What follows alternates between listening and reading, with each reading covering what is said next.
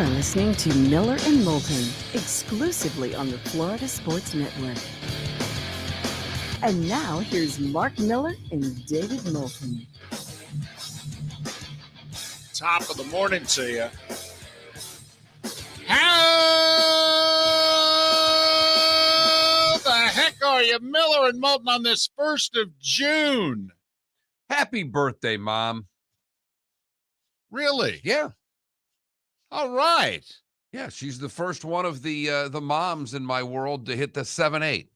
My mom, my mother-in-law, your mom, all born in 44, and we'll go through this little run here of June, August, and September, all about little more than 3 months apart. Yeah. But they all hit 7-8 this year. Yeah, my mom's coming up, mid-August, so Right. to speak. Oh, that's easy to remember. And we need hints like that. I mean, let's face it, that's not our strength. No, I know. I was really lucky as a child to never have to worry about forgetting either of my parents' birthdays. They were born exactly 6 months apart, a couple of years in there. But my dad's a New Year's Day baby, and my mother was June 1st. Easy days to remember. Never run into any problem forgetting a birthday. And my mom's best friend, who I call Aunt Kathy, she was born exactly 13 months before my mom. So she's a year and a month before. So also that made it easy for me. Oh, August 20th. Oh, July 20th. Right. Oh, 1 year Right. ahead. Got it. And we had a bunch of 23s and 28s on my mom's side of the family. Like there's, uncles that were June 23rd and July 23rd. I'm August 23rd. There was a run there. It made it easy in our family. We weren't smart people, but we could remember, chronologically, apparently. Is this officially like hurricane season? Yes. Is that what June 1st is also? Yes. That's what my mother's birthday welcomes in, hurricane season. All right. Well, they were going crazy about the tropics yesterday. So I knew something was up. I knew we were close to June 1st. They got names and everything. Oh, I know. So, and apparently it's coming to the west coast of Florida, probably the southwest coast. That's what they're saying until we what put it the looks beacons like. up and shoot it Right. away. I got a flight on Friday. I'm just looking to get out. That's all. I got an early afternoon flight on Friday. I just need this sucker to come a little later. That's all. It could, I'd hate to, root for a weekend washout, but I need to get out Friday afternoon. I need to get back Monday night. That's it. I mean, hate to get selfish here, but you need a window. I need a weekend. You need a window. I need this to hit on the weekend, unfortunately. So I have a feeling we'll have competing rooting weather interests. Everybody else will be rooting for a dry weekend, and I'll be like, no, we need rain on the weekend. Need to get in, get out. Little rain with a name to start the season. Hopefully that's all we get. For those of you, and don't know how many of you watched last night, but if you're like Felipe here, if by chance you took in Game 1 of the Western Conference Finals in hockey last night, I would like to welcome you to what the NHL looked like in 1985. Gretz and the boys had it going last night. Yes. It just wasn't enough. Grant Fuhr didn't play very well. Nope. They had to pull him. Billy Ranford comes in. He couldn't do much. Nope. I mean, and the Quebec Nordiques, right, with the Stastny brothers having a hell of a night. The Chicago Blackhawks, Olczyk with a hat trick, Denny Savard. Man, oh man, that was fun. For those of us who have been hockey fans for our adult lives, we remember what that used to look like. And it's been a long time. And we know they'll ratchet it down and they'll focus on their defensive assignments going forward. Maybe. And the goaltenders will play better. Maybe. Especially since both teams may be down to their backups just like that. So correct me if I'm wrong, but will the Eastern Conference Finals look completely different from that? This is just like the Western Conference and Eastern Conference and hoop. I mean, really and truly, I see it. You saw Golden State and Memphis last night. Yeah, Felipe. I mean, yeah. the line we had before the show was 14 goals scored last night for those of you that didn't watch. 8-6 was the final. And Mark and I looked at one another before the show and said, how many games will it take the Rangers and the Lightning to accumulate 14 total goals? And we're thinking at least 3 total games. It'll be in game 3. Hopefully we'll pass it early in game 3, which means we're getting a hell of a series. Boy, I'll tell you, I might be optimistic there. Well, there's empty netters, David. You make a dadgum good point. They pull the goaltender a lot earlier than they used to now. But what a fun game, for lack of a better word. Last night was just plain old fun to watch hockey. The average hockey over-under is 5.5. Total number of goals in a game, 5.5. And so you have to bet most days whether or not you think they're going to get to 6 or whether or not you don't think they'll get above 5. And the under is the play more often than not. Although this year we had more goals scored than we had scored, I think, since I think you got to go back to like 96. I mean, this was a really good year for scoring goals. Last night's over-under was 7. That's about as high an over-under as you'll see. Yeah, 6.5. So it's 6.5, 5.5, depending on the games. That's usually right. what they all are. 7 was the over-under. Now, I mean, we said pound the over in every game in this series. And there'll probably be 1, maybe 2, all right, that you don't win. But this is an over series. The over cashed before the midway point of the game. Yeah. They had 5 goals in 5 minutes. Yes, they did. Yes, they did. 30 seconds in the second period, it's 4-2. Yeah. No, this was fun. This was fun. I love my old-time hockey. I was thinking back to being a sophomore in college, University of Scranton. Wednesday night, playoffs were on ESPN. Gary Thorne was doing them, I think. And it was cheap beer night by fluid ounces. Whoever was able to bring the most fluid ounces with receipts for less than $20 won. Their beer got paid for the night. And then we all just sat around and drank everybody's beer. We watched the NHL playoffs, double headers, little 7:30 and 10 o'clock action. It was great. Yep, it was cheap beer Wednesday. That was in my mind as I was watching the game. And you're right. It was Gretzky, it was Messier, it was Curry, it was Anderson, it was Fuhrer, it was Coffey, Lowe. Oh, yeah. Edmonton wearing their whites. Well, and to have Gretz there watching it was fantastic. So we tried to tell you 2 of the 3 best players in the world, and we had people go, really? Who's the second best if Nathan McKinnon's the third? Well, it might be the defenseman on Colorado, Cale Makar, but that's a whole other story. But, yeah, a little skill on display last night. 4 of the top 15 players in the world are on the ice. Yeah. And they all delivered last night. Yeah, they really did. It was fun. It was fun. McKinnon had a highlight reel goal. McDavid had a highlight reel goal. Makar had a highlight reel night. Draisaitl's just amazing to watch with the puck.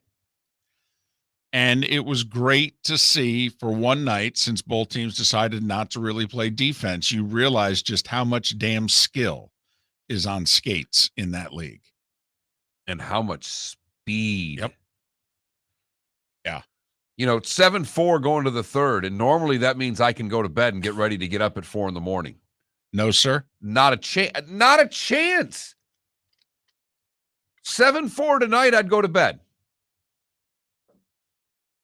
Rangers, Lightning get 7-4 either way. I think that game's done. 7-4. Okay, 4-1. Right.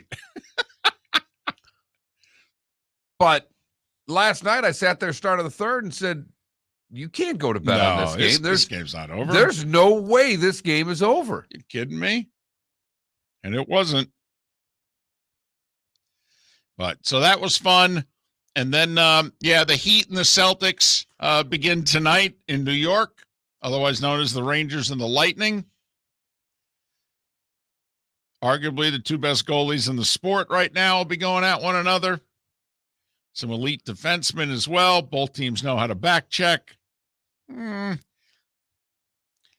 Colorado Edmonton, first 1-6. We think will win most games. Rangers Lightning, first 1-3, will definitely win. Well, and if I know hockey coaches, they both had this on in the background last night. They're doing their thing, but it's on in the background.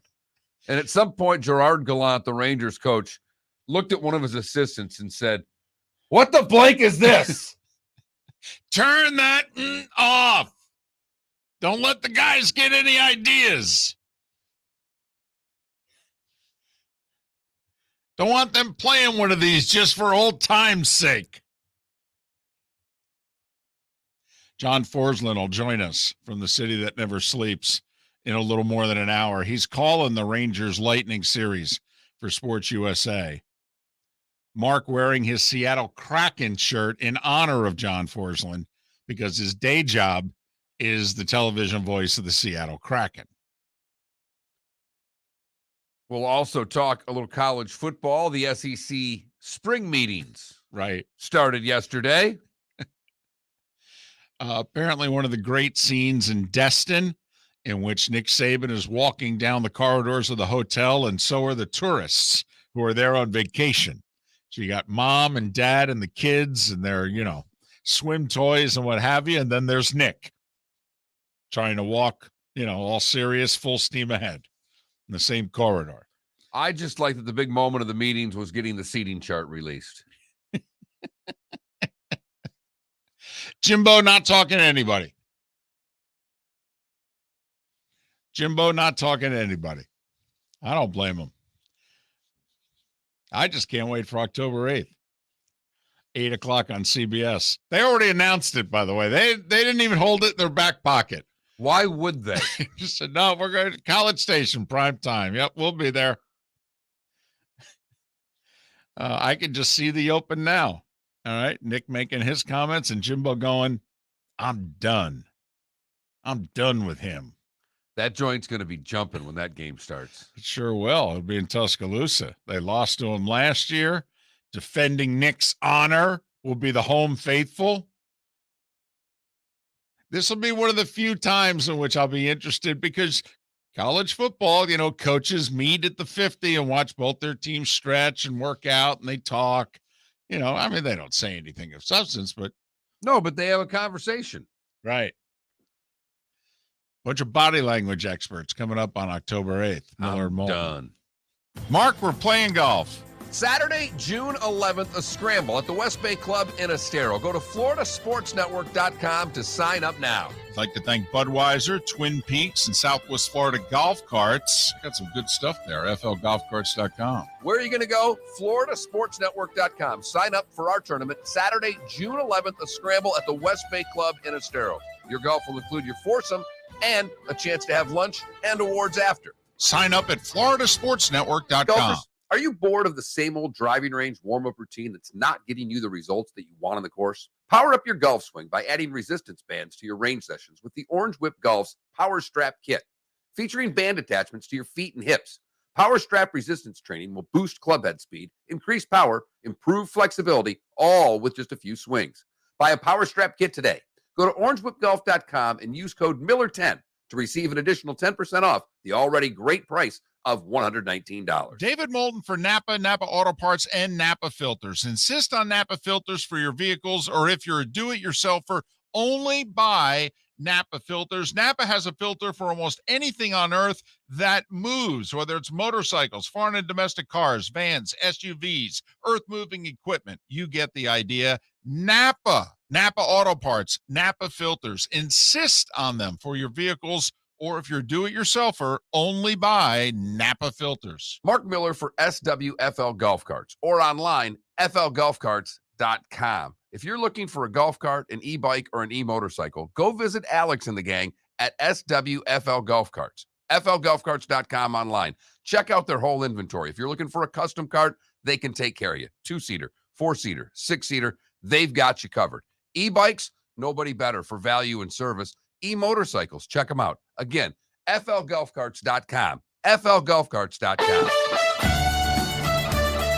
You You are listening to Miller and Moulton on the Florida Sports Network.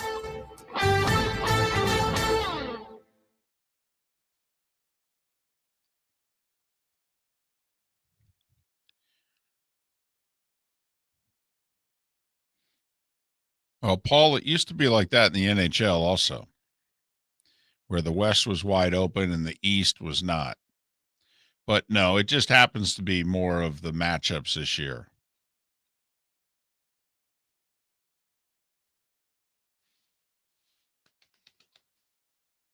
And yes, DJ committing to the first Saudi event.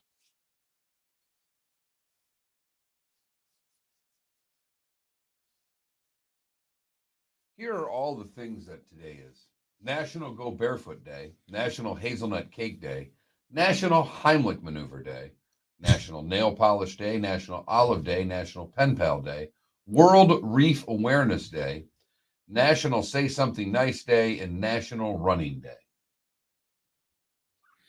I would hope you said something nice before you run, because usually you know people don't that pleasant after they run. Usually I don't say something nice before my run.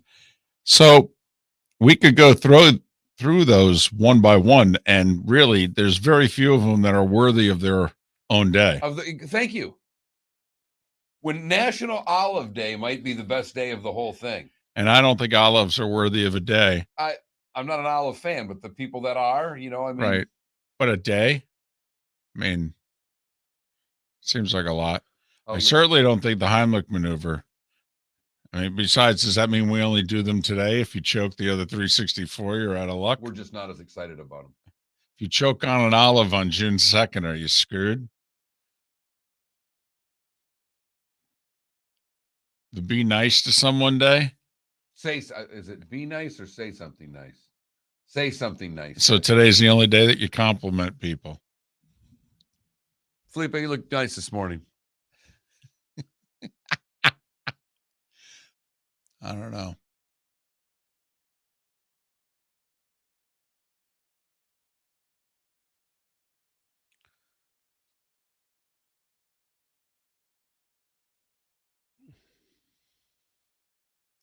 How are you, Brian?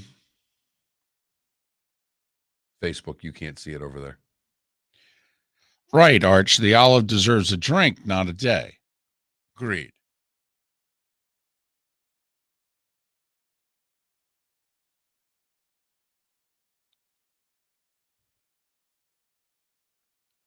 What are you doing running on that?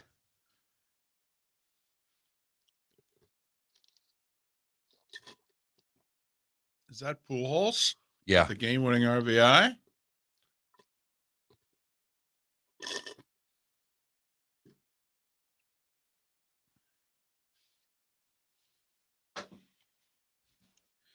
So the Cardinals are going to say goodbye to Wainwright, Molina, and Pujols after this year.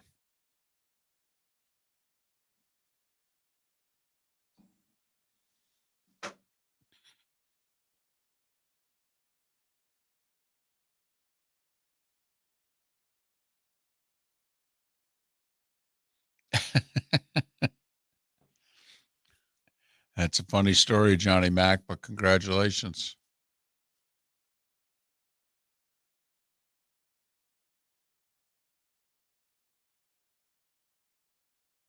Look at that. You got tossed.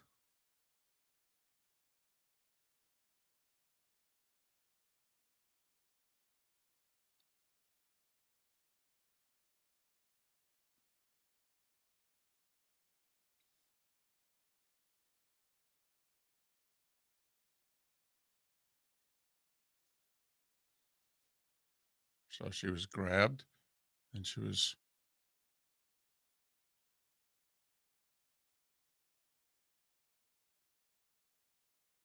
She was bleeding down her arm. I mean, for what it's worth. Right.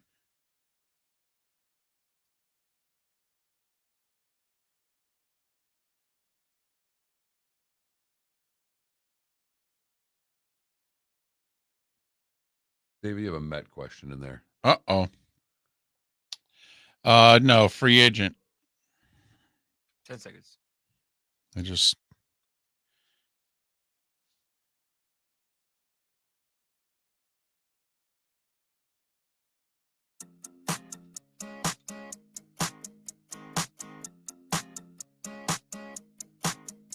You're listening to Miller and Moulton, exclusively on the Florida Sports Network. 21 minutes past the hour. Miller and Moulton, the Florida Sports Network. Starting 5 coming up in a little more than 15 minutes' time. It's upon us. Finally. It is. Finally. No more teases. The LIV Golf Series actually has golfers in their first event. And a few unexpected names. Well, at least one unexpected name. 42 of the 48 golfers that are going to be in the field were named. Apparently, there's one sponsor's exemption or wild card spot that the series is holding out. And then I guess there are 5 that are going to qualify from this week's event on the Asian Tour, because officially this golf series, their 8 events, fall under the Asian Tour umbrella. And that's why you get world golf ranking points by playing in these events.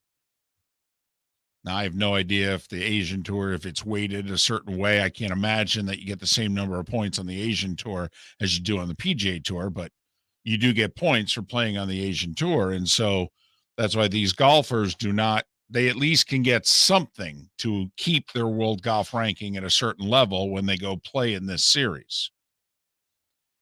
But no Phil as of yet, but a DJ. And it begs the question, did he know what tour he signed up for?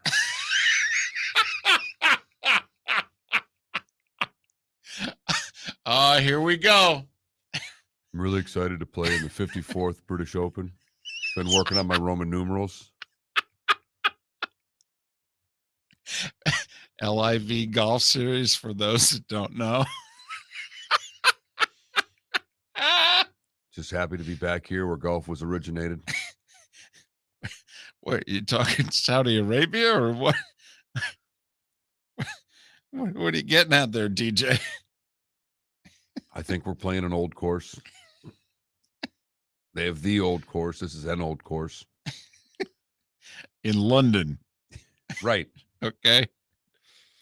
So DJ released a statement. All right. I feel it is now time to push such speculation to rest. I am fully committed to the PGA Tour. I'm grateful for the opportunity to play on the best tour in the world and for all it has provided me and my family. That was it from DJ. His agent then released a statement. Dustin's been contemplating this opportunity for the past couple years. Ultimately, he decided it was in his and his family's best interest to pursue it. Dustin has never had an issue with the PGA Tour and is grateful for all it has given him, but in the end, felt this was too compelling to pass up. And by compelling, too lucrative. Greg Norman, in a statement, said free agency has finally come to golf. And then, goes on to say a bunch of other things. The Euros are in it, which we had heard they would be. Sergio, 3 weeks ago, they can't wait to leave this tour. So you knew Sergio was in. But, Poulter, Westwood's 49. Poulter's, about 44? Somewhere in there. But Charles Schwartzel, who, contended at the Masters and I think was even in it for a while at the PGA. Louis Oosthuizen, last year he was in the last or second to last group in all 4 majors, it seemed. So a couple of young guys, which surprised me, like Hudson Swafford, Taylor Gooch. Kevin Na had been mentioned for a long time. I thought I saw his caddy wearing the Saudi series emblems while he was caddying for him in the PGA.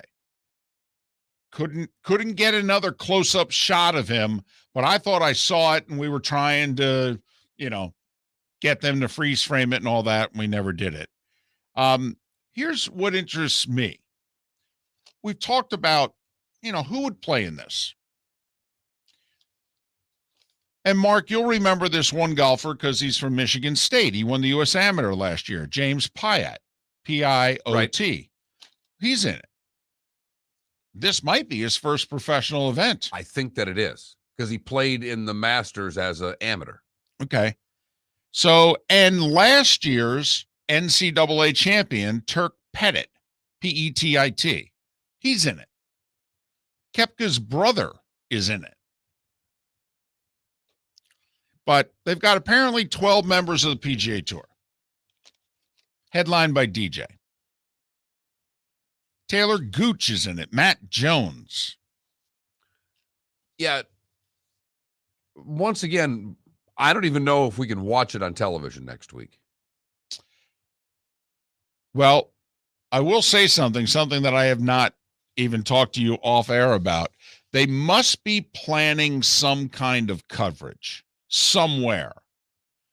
I don't know where it is, but someone from the tour actually reached out to me last night wondering would I do research. If you won't, give them my number. I'm aware of that. So they must be planning something. I have no idea what it is. As of last week, there was no coverage of any kind planned. So we said yesterday, don't you, with all the money you got? I mean, you're spending $255 million, all right, on the whole tour. I mean, you can't take a few more million out and just buy the airtime? Right. And you kept saying Fox, but I mean, you could go to one of their other FS1. There's got to be something somewhere. Yeah. Somebody that would take your money to air this. Right. That's what I was. And, you know, Fox is the parent company. Right. But yeah, if it doesn't get on Big Fox, it would get somewhere. You know, a streaming service? Turner? I mean, what does Turner care? They don't have the PGA anymore. They're out of golf. I mean, they're golf for Turners tonight. It's called The Match. That's it. By the way, how about how that they were promoting that? Two legends against two superstars. So, which is which? Right. I have to admit, this doesn't interest me. Not one bit. Yeah, I need a PGA Tour player or two. All right. I need a good golfer and an amateur. I'm guessing that both of us will probably pay a little attention on Twitter to see if the banter's good enough to have me flip over. Yes. I mean, but, you know, obviously I'm all in on the hockey. So something between 6:30 and 8's got to be compelling. Maybe to get me to watch during the intermissions. Well, the good news for you is it's ESPN, so the intermissions won't be worth watching. Right. And I don't know if the game's going to be worth listening to either. I may just listen to Forslund on the radio with the TV muted. Got a damn good point. Right Sean there. McDonough calling the Red Sox and Angels, and a hockey game broke out. I'm about 3 seconds behind the play, and I don't know all the names. Other than that, how do you think the broadcast have been going, David? Fastball off the corner, 2-1. Oh, no, that's the score. Lightning 2, Rangers 1 here in the second. Get your voice to crack right now. You got this whole thing covered. Save. Save. You know, it's all the same thing. Bremen, save. That's Alevsky, save. No? It's a little early for that. I got to be honest. It is. Sorry. It is, but it's not that far of a stretch. My apologies, ladies and gentlemen. My apologies. Reminder, our golf tournament is June 11th at West Bay. Save! I was giving it a shot. Brought to you by Southwest Florida Golf Carts, Twin Peaks, and Budweiser. Saturday, June 11th at West Bay. Go to floridasportsnetwork.com to sign up. Still have about 4 or 5 foursomes remaining. Would love to get this sold out by day's end. floridasportsnetwork.com. I promise I won't do that again. All right. Those in the Twitch chat room begging, just don't worry. It was a one-time thing. No, maybe a 3-time thing. Miller and Moulton. Golfers, are you bored of the same old driving range warm-up routine that's not getting you the results that you want on the course? Power up your golf swing by adding resistance bands to your range sessions with the Orange Whip Golf's Power Strap Kit, featuring band attachments to your feet and hips. Power Strap resistance training will boost club head speed, increase power, improve flexibility, all with just a few swings. Buy a Power Strap kit today. Go to orangewhipgolf.com and use code Miller10 to receive an additional 10% off the already great price of $119. David Moulton for Napa, Napa Auto Parts, and Napa Filters. Insist on Napa filters for your vehicles, or if you're a do-it-yourselfer, only buy Napa filters. Napa has a filter for almost anything on earth that moves, whether it's motorcycles, foreign and domestic cars, vans, SUVs, earth-moving equipment. You get the idea. Napa Auto Parts, Napa filters. Insist on them for your vehicles, or if you're a do-it-yourselfer, only buy Napa filters. Mark Miller for SWFL Golf Carts, or online, flgolfcarts.com. If you're looking for a golf cart, an e-bike, or an e-motorcycle, go visit Alex and the gang at SWFL Golf Carts. flgolfcarts.com online. Check out their whole inventory. If you're looking for a custom cart, they can take care of you. 2-seater, 4-seater, 6-seater, they've got you covered. E-bikes, nobody better for value and service. E-motorcycles, check them out. Again, flgolfcarts.com. flgolfcarts.com. Bring your big mouth to John Smith Subs and indulge in their overstuffed subs with the freshest quality ingredients. Enjoy our famous steak bomb with perfectly grilled marinated sirloin steak topped with provolone cheese, grilled onions, peppers, mushrooms, crispy bacon, juicy tomatoes, and creamy mayo. Boom! Made-to-order crispy fries can be paired with the Gator, the Cuban, the chicken bomb, or the Italian. Love local. Eat delicious with John Smith Subs. Find a John Smith Subs location near you today. You are listening to Miller and Moulton on the Florida Sports Network.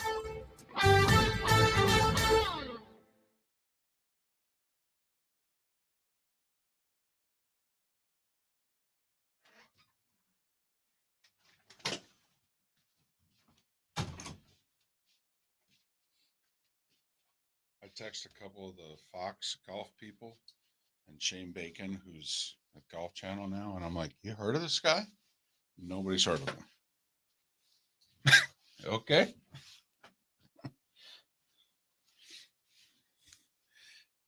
Yeah, over your head, you got a Sheeman and Shepherd shirt showing.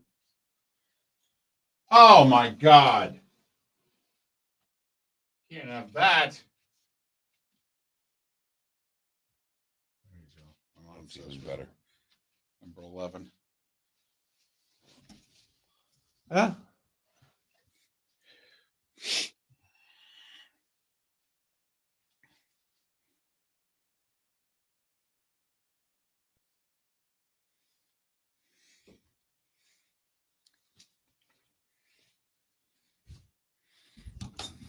It's early, Johnny Mac.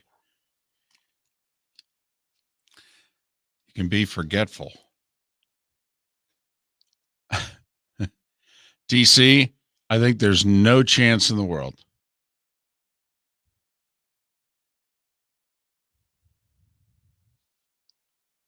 Mr. Nichols, how are you?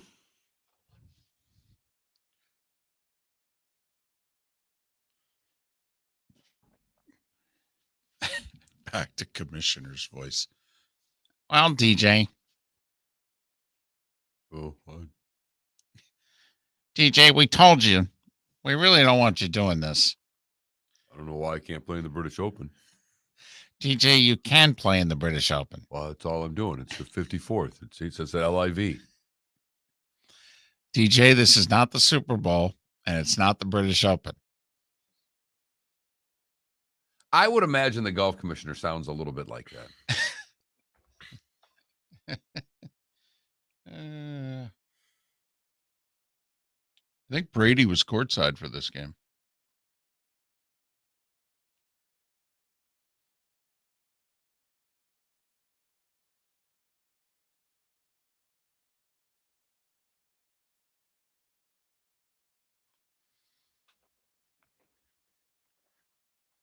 I wonder how Kirsten Bell is liking Becky Hammond. Oh, I'm sure she's.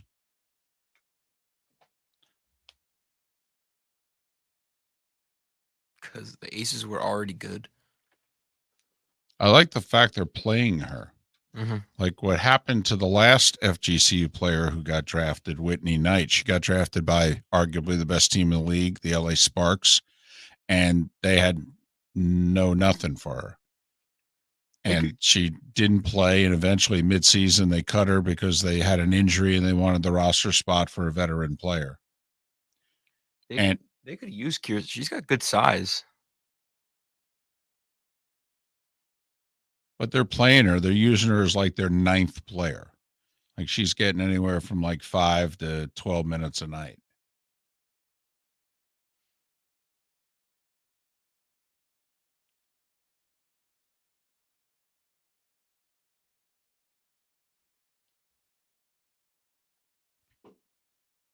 No, I'm sure hearing saved by a commentator when it's against you is painful, especially down the stretch. But I'm trying to figure out what's more painful, saved or way off by Mike Breen. When Mike Breen whips out the way off, that hurts. Hurts what? It hurts if it's like against your team. It's painful. I don't even listen. Way off. It's like, oh God. At that point, when the games are that intense, I'm not even paying attention to the announcer. That's when to what they say. That's when Mike Breen's at his best. RCB, I love Phil, who complains about the officiating every night.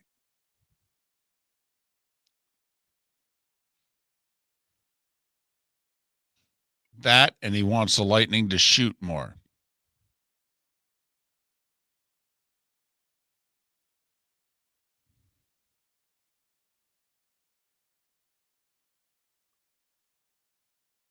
Ten seconds. DC, we don't know if Breen's back for the finals.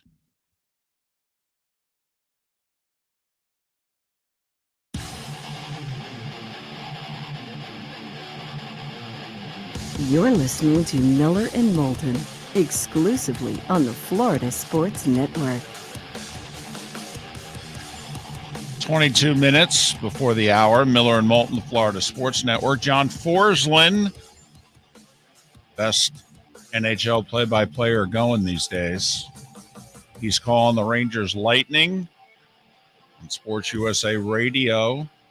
He'll join us an hour from now from New York. Rangers have home ice in the Eastern Conference Finals, and, well, they've got a tough act to follow after last night's 8-6 Colorado-Edmonton highlight reel of a night. Unbelievably fun game. And one of those nights you couldn't go to bed at the end of 2, even though it was a 3-goal deficit, because that was far from over. Edmonton charged back, got it to 7-6. But Colorado 8-6 winner, really entertaining, really fun throwback hockey game last night. You remember the Monday night football game of 3 years ago? Rams Chiefs, in which all you know what breaks loose. It was like 50-something to 50-something. Golf and Mahomes just, each threw like 6 touchdown passes. Just one of those ridiculous nights. I remember it vividly. I remember how much Pat hated it the next day that we talked to him on the air. Right.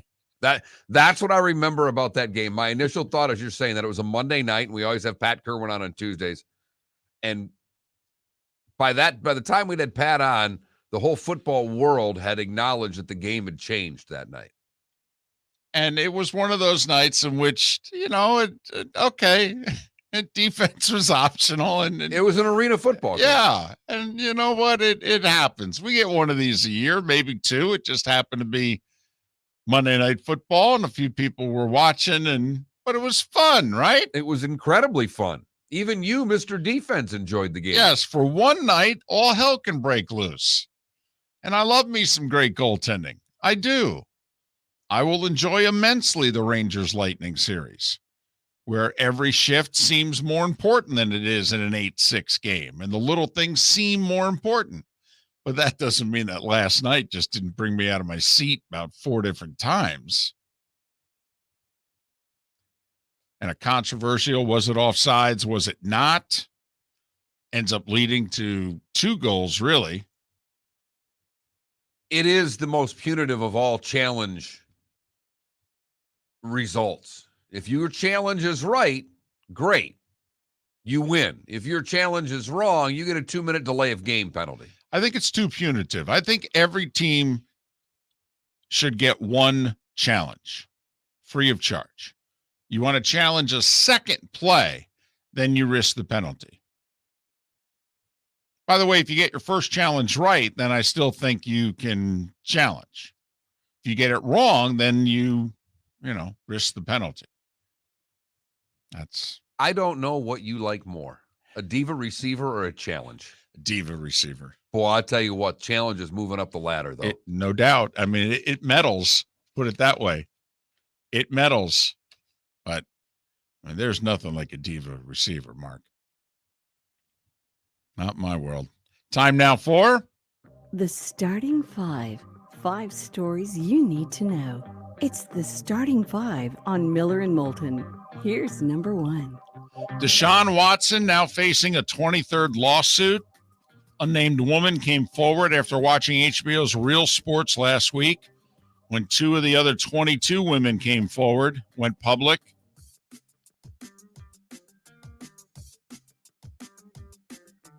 She was moved to come forward after she saw Watson's attorney say that he had done nothing wrong and he has no regrets.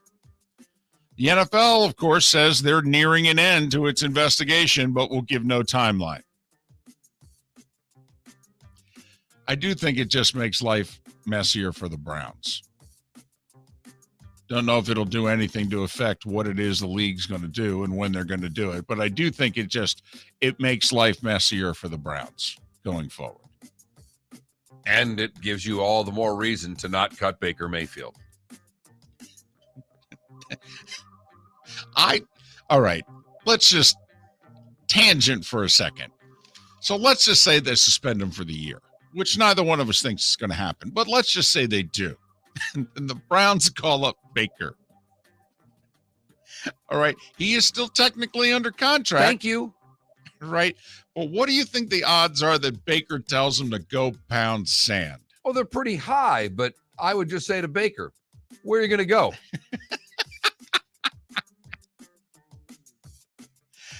Well, when you put it that way. Yes. Just to finish the tangent. Okay. If he were to play for Cleveland and go in and Right. Play well. yeah, Win some games. shut his mouth Right. and do his job, Uh-huh. would make him a lot of money on the backside of that. There's no doubt. There's no doubt. And it's what he should do. If this scenario were to take place. Even if it's 8 games and they say they want him to play. Yeah. Okay. If I was him, I would just shut up and do it. And just say, hey, it is what it is. I'm a fill-in. I'm a temp. Going to do the best I can. Am I happy about this? Hell no. No. But I don't have a lot of choices right now. I'm under contract with Cleveland. Right. And they're the ones that did this to me, and they made this situation what it is. Don't look at me. I wanted to sign here and be the franchise guy. They said we're moving on. I'm with you. I would love it to happen. Oh, my goodness. Well, in theory, it could happen even if they suspend him for the first half of the year. That's what I'm saying. Even if it's 8. I mean, what are you going to do? You're going to go to battle with Jacoby Brissett when you could go to battle with Baker Mayfield? And you're paying them? College football news, SEC meetings in Destin. Nick Saban says, quote, I didn't say anybody did anything wrong, unquote. But he did say I shouldn't have named Texas A&M, reiterating, quote, I have no problem with Jimbo at all. Jimbo, meanwhile, did not speak at the SEC meetings. 5 of the 14 coaches did. I know Billy Napier of Florida, Kirby, the new Missouri coach, they talked. LIV Golf Series, 42 of the 48 golfers announced no Phil, but a DJ. Dustin Johnson, along with Sergio, Ian Poulter, Lee Westwood, Charles Schwartzel, Louis Oosthuizen, and then a couple PGA Tour players you may have heard of. Kevin Na, Taylor Gooch, Matt Jones, Hudson Swafford. A couple of young guys. Won a U.S. Amateur champion, won the NCAA champion from a year ago. Koepka's brother, Chase. They're amongst the 42. Apparently there's one spot being held. We all assume it's for Phil. And then 5 more are going to be filled by this week's Asian Tour event. The European Tour, which is no longer called the European Tour, it's like the something World Tour. It is falling in line with the PGA Tour. they have not allowed any of their guys. So Poulter, Westwood, Schwartzel, Oosthuizen, they're not only violating the PGA Tour, they're violating the European Tour. They're going to be in double secret probation for sure. They really are. They may have to play all of these LIV Golf Series events. $255 million spread out over 8 events. Do the math. It's about $32 million an event. With a shorter field, no cuts, and less golf for the guys making it. Right, 54 holes. I do love the fact they're going off. It's a scramble. The first event's a scramble. Right. It's like the Miller and Moulton tournament at West Bay in Estero. It's an 8:30 shotgun, guys. Our payouts aren't nearly what the LIV Tour payouts are. No. There is food and drink, however. And you'll get a shirt. And there'll be Twin Peaks girls there. Right. All right, Game 1, Western Conference Finals. Colorado edged Edmonton 8-6. All the stars were out. McDavid, a goal and 2 assists. Draisaitl, 2 assists. Evander Kane with a goal and a helper. McKinnon with a goal and a helper. Makar with a goal and 2 helpers. Landeskog with a goal and an assist. I mean, all the stars were out last night. Colorado leads the series 1-0. Colorado did lose their starting goalie to injury. Edmonton lost their starting goalie because, well, he just sucked. Right. But Colorado lost their starting goalie to injury, so that'll bear watching. Been a lot of goalies injured in these playoffs. Well, that's what happens when they keep getting run into, David. Eastern Conference Finals gets underway tonight in New York. Rangers and Lightning. Lightning have won 10 consecutive series, trying to three-peat. NBA Finals get underway Thursday in Golden State. Warriors a 3.5-point favorite over the Celtics in Game 1. Rays held to 3 hits, Mark, and they lost to Texas 3-0. Marlins were postponed due to rain in Colorado. They'll play a doubleheader today. Angels have lost 6 in a row. Yankees bombed Syndergaard in New York 9-1. Blue Jays have won 6 in a row, 6-5 over the White Sox. Twins and Tigers split a doubleheader. The big news, Cody Clemens. Yes, Roger Clemens' son, called up by the Tigers. He started. He's an infielder, although he's actually also played a touch of outfield in the minors, but for the most part, he's an infielder. 3rd-round pick of the Tigers from 4 years ago. Started in the second game of the doubleheader, went 0 for 3 with a walk.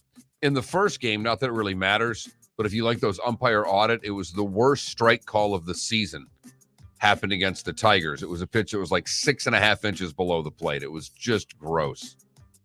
The Mets have won 5 in a row, 10-0 over Washington. Phillies have lost 5 in a row, 7-4 to the Giants in 11 innings. Jock Peterson with a 2-run homer in the 11th. And the Braves blew a lead, gave up 1 in the 8th, 1 in the 9th, 2 in the 10th, and lost to Arizona 8-7 and 10. They're 10.5 back of the Mets. Hey, guys, at some point, It's June. At some point, you teams in the NL East need to take this seriously.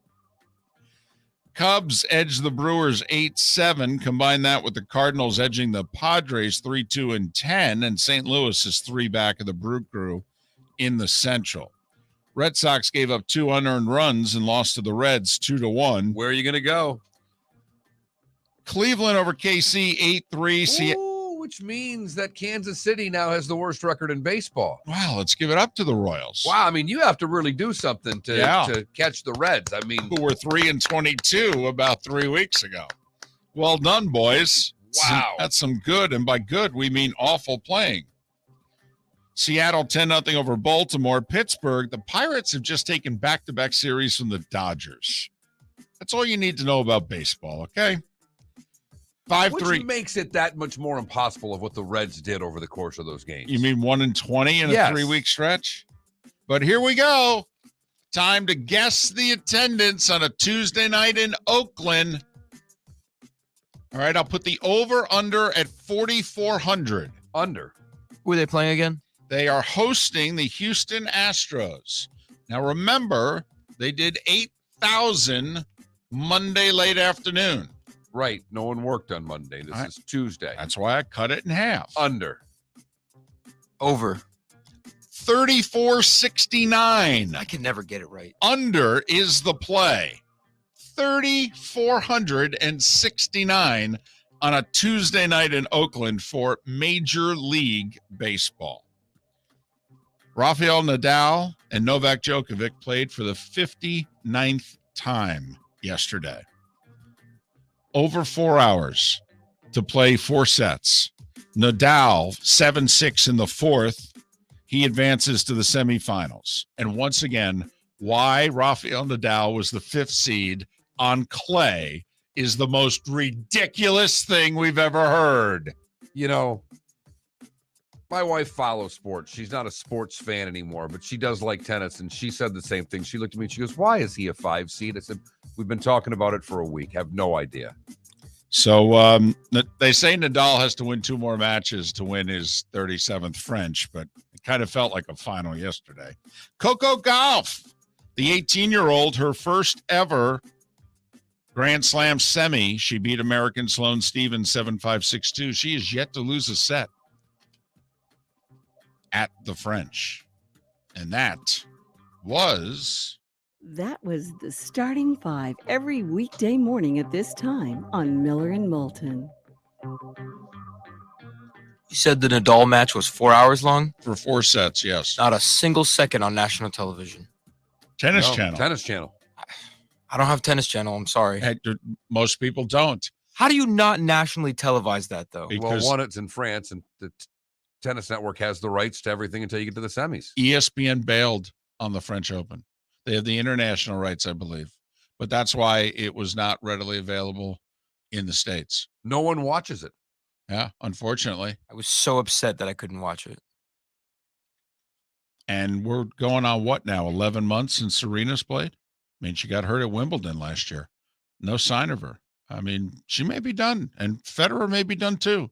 And, you know, there are whispers that this could be it for Nadal too. He turns 36 Friday, I think. Had a 5-setter in the round before. Goes 4.5 hours and then goes 4 hours with Joker and beats him. Yeah. It's lost 3 matches at Roland Garros in his career. It's 110-3. And he's balding fast. It's okay. He and Tiger can afford the replacements. Miller and Moulton. Thanks so much for listening. Where else but the Florida Sports Network? Bring your big mouth to John Smith Subs and indulge in their overstuffed subs with the freshest quality ingredients. Enjoy our famous steak bomb with perfectly grilled marinated sirloin steak topped with provolone cheese, grilled onions, peppers, mushrooms, crispy bacon, juicy tomatoes, and creamy mayo. Boom! Made-to-order crispy fries can be paired with the Gator, the Cuban, the Chicken Bomb, or the Italian. Love local. Eat delicious with John Smith Subs. Find a John Smith Subs location near you today. Mark, we're playing golf. Saturday, June 11th, a scramble at the West Bay Club in Estero. Go to floridasportsnetwork.com to sign up now. I'd like to thank Budweiser, Twin Peaks, and Southwest Florida Golf Carts. Got some good stuff there, flgolfcarts.com. Where are you going to go? floridasportsnetwork.com. Sign up for our tournament Saturday, June 11th, a scramble at the West Bay Club in Estero. Your golf will include your foursome and a chance to have lunch and awards after. Sign up at floridasportsnetwork.com. Golfers, are you bored of the same old driving range warm-up routine that's not getting you the results that you want on the course? Power up your golf swing by adding resistance bands to your range sessions with the Orange Whip Golf's Power Strap Kit.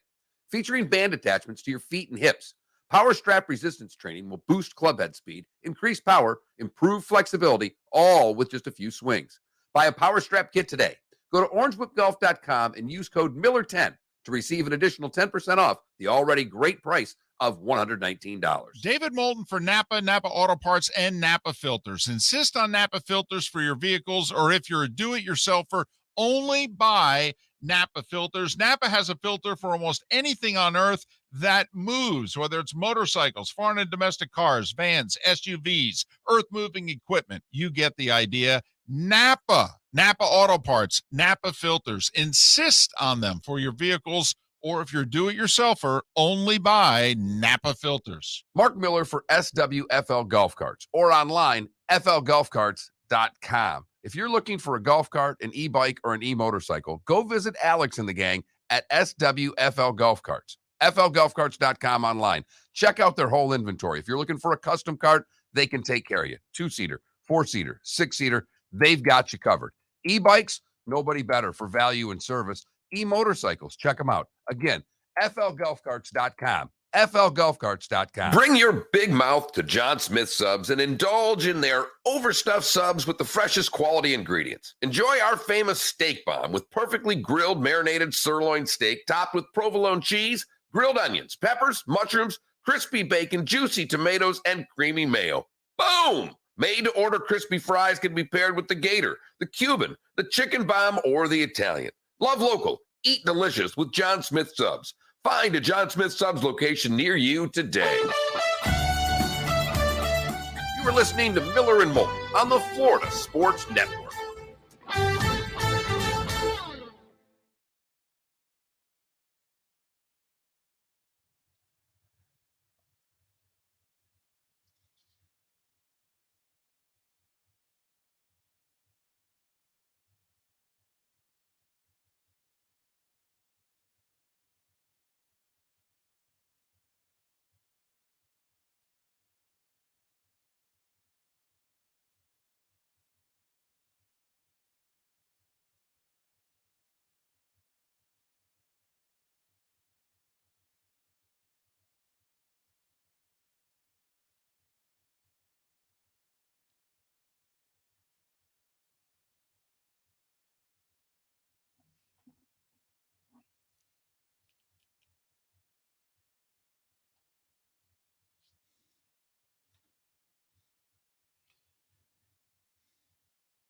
What do you got here? We get through this. We're pretty much done. We can have some fun with the national days in the middle segment if we wanted to. Then we got Forslund. Don't know. And I don't have anything new, different. We could go. We've gone into detail with the golf. We talked hockey. The only other thing would be, Do we have a poll question of some sort? Do you we need one of those, don't we? should it be a DJ ask poll question? Yeah, I'm fine with that. If you were the PGA Tour, what kind of penalty would you give Dustin Johnson and the others? And I was almost thinking, does DJ joining this tour add? Where is your interest in the LIV tour now that DJ's joined? Or does he add legitimacy to the tour? Should he be supported? Yeah, do you have any interest? You know, now that DJ and you could put parentheses and 11 other PGA Tour players. I mean, I will say DJ, Sergio, Schwartzel, Oosthuizen. I mean, they do have 4 major champions. What are you more interested in, the LIV tour or the match? There you go.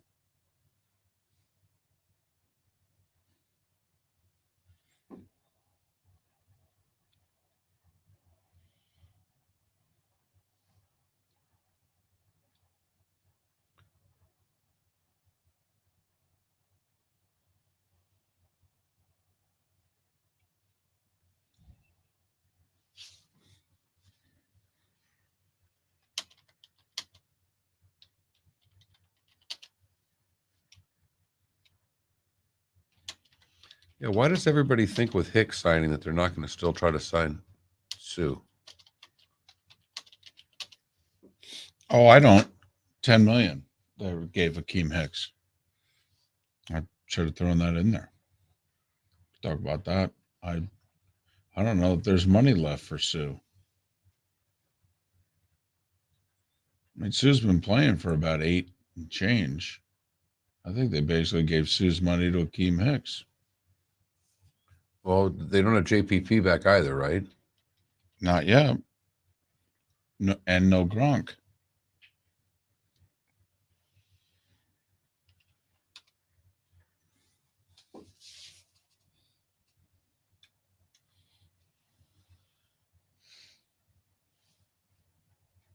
Ten seconds.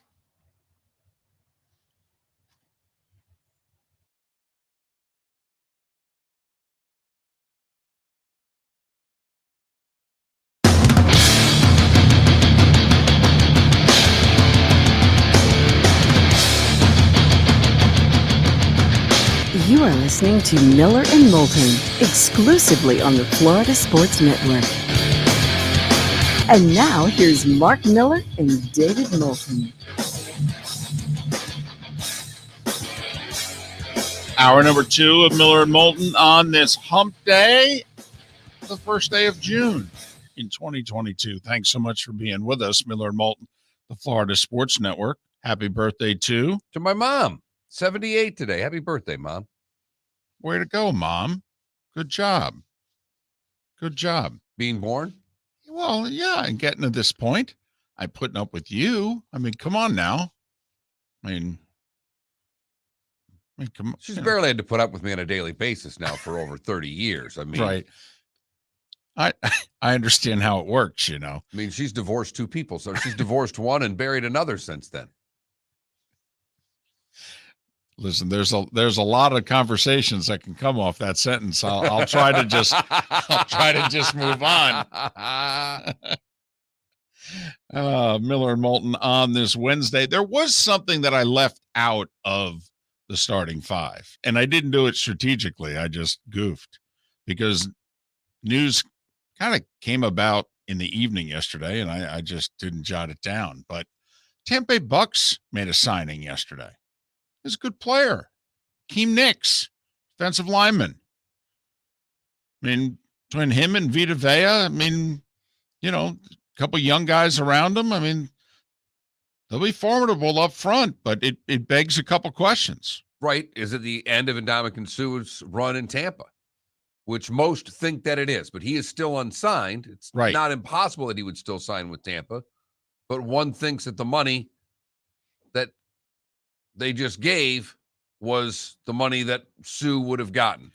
I mean, the reports are Nicks is getting $10 million, and that's about what Suh's been playing for, 8 to 9 range. So I don't know that they've got money for both. Is JPP a goner?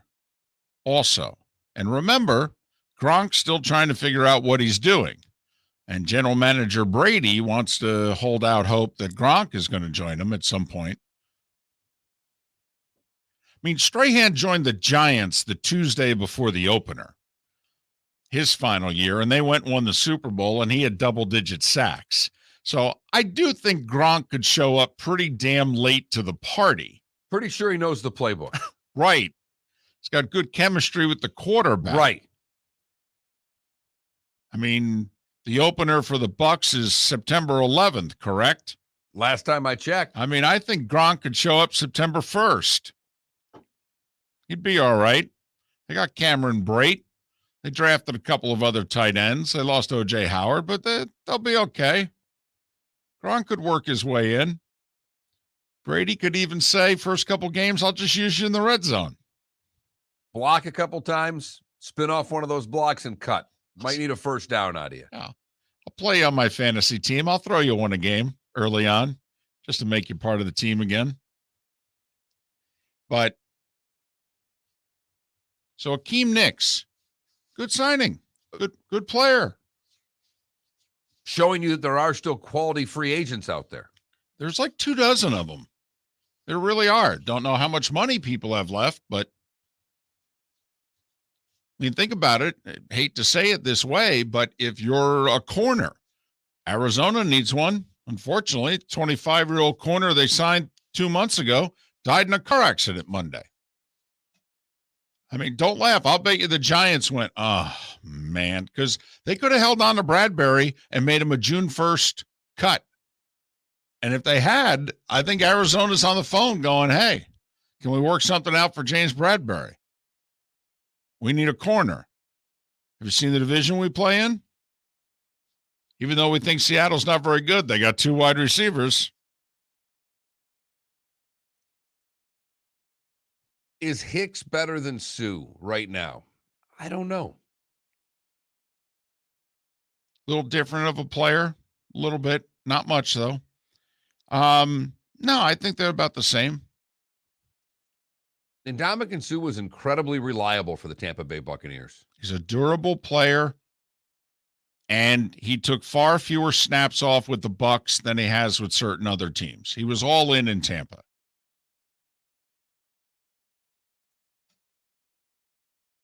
So I don't know about better. I would say it's more of the same, which is just fine because Ndamukong Suh was a very good Tampa Bay Buccaneer. By the way, don't know if Sue's going to play either. I mean, if you follow Sue on Twitter, he never talks football. Ever. Never has either. No. But, I mean, he's all into business and trying to mentor people and Tried to make the world a better place. He's actually a very fascinating person. And goodness knows, Ndamukong Suh's been paid many times over. And that's a guy who still has money. Trust me, Ndamukong Suh's not a player that's going to go broke. No. That's a smart cookie right there. But Akeem Nick's a Tampa Bay Buck. Interesting signing yesterday, particularly if reports are true and he got $10 million. Would seem to indicate that, well, Sue, JPP, probably done, and they're holding out for Gronk, and they've got just enough money to sign him, and if not, they'll just stash it and keep it for the season. Miller and Moulton. We need a poll question. Well, I keep going back to golf with DJ joining the LIV tour. For those of you that missed it, late last night, the list, 42 of the 48 golfers they're going to have in their field.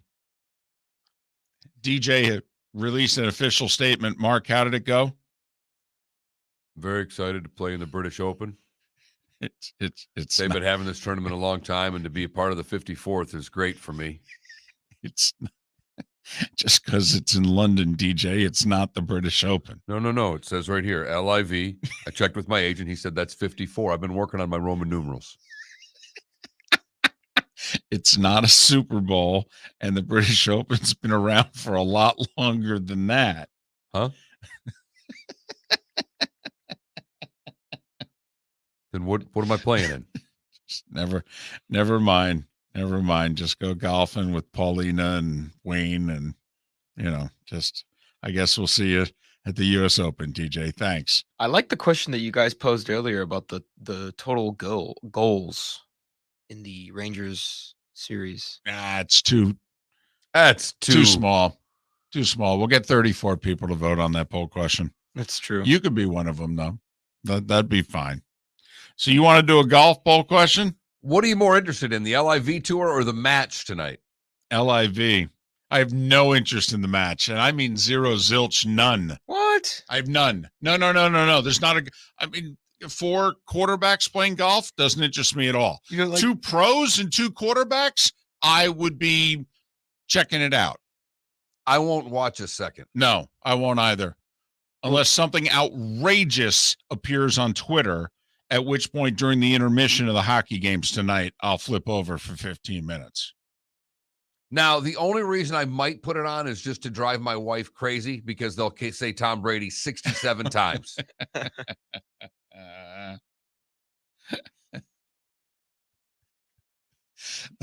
She's never going to like him, is she? Ever. Hey, did she see that her man Jeter took to Twitter yesterday? I don't believe so. First time. Right. Yeah, Jeter has stayed off Twitter this whole time. And, I mean, it was prepackaged. You could tell he's got a company kind of like Brady does. And he answered some fans' questions. And apparently there was one guy on Twitter who dogged Jeter. And does every day. Blames him for like a World Series loss or something like that. And then somehow, some way, they found a picture of Jeter autographing something for him. And Jeter's caption is like, "Nick, is this you?" But I mean, it was cute. It was fun. Jeter's got this thing with ESPN that he's doing. It's kind of like, Brady's Man in the Arena. And, the Jordan documentary. I mean, I think it's called The Captain, and it's like a 6-part thing. And I think Jeter has got some sort of editorial control the way that Brady and Jordan did. I don't know if Jeter has a production company or it's ESPN producing it, but with Jeter having editorial control. But So I think this is the beginning of Jeter also just rehabilitating his image a little bit. He kind of, for the rest of the country, I mean, you go to operate the Marlins, you're going to the witness protection program, man. I mean, Jeter's been out of sight, out of mind for 5 years. 100%. It didn't go well. No.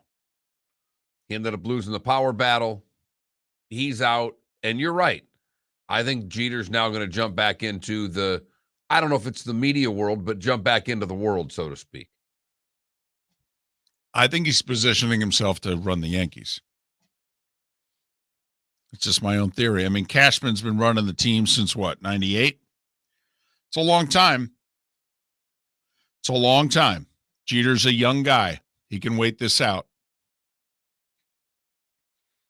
They don't win a World Series. I mean, it's World Series or bust there. This winning records, making the playoffs thing does not interest that fan base at all. Well, the start they're off to this year has them all interested. That's for certain. They're all in. There's no doubt about it. But they got to get to the Fall Classic. And God forbid the team cross town goes and they don't. I will say that start by the Mets certainly has the Yankee fan at least paying attention to what they're doing. But I think that's what Jeter's doing. He's just rehabilitating his image, reminding people of his legendary career, and he'll just be hanging out with his wife and 3 daughters and just waiting for the call. Do you think there'll be a lot of media between now and then? I mean, that is the one way to keep your name out there. I'm not saying that he's going to be doing color on Fox, but we're going to start seeing a lot more of him then? I think we'll be seeing a little more. I don't think you'll have to see much because this 6-part series will do the talking for him. I mean, just like the Jordan documentary, it just kind of reminded us all, damn, he was good.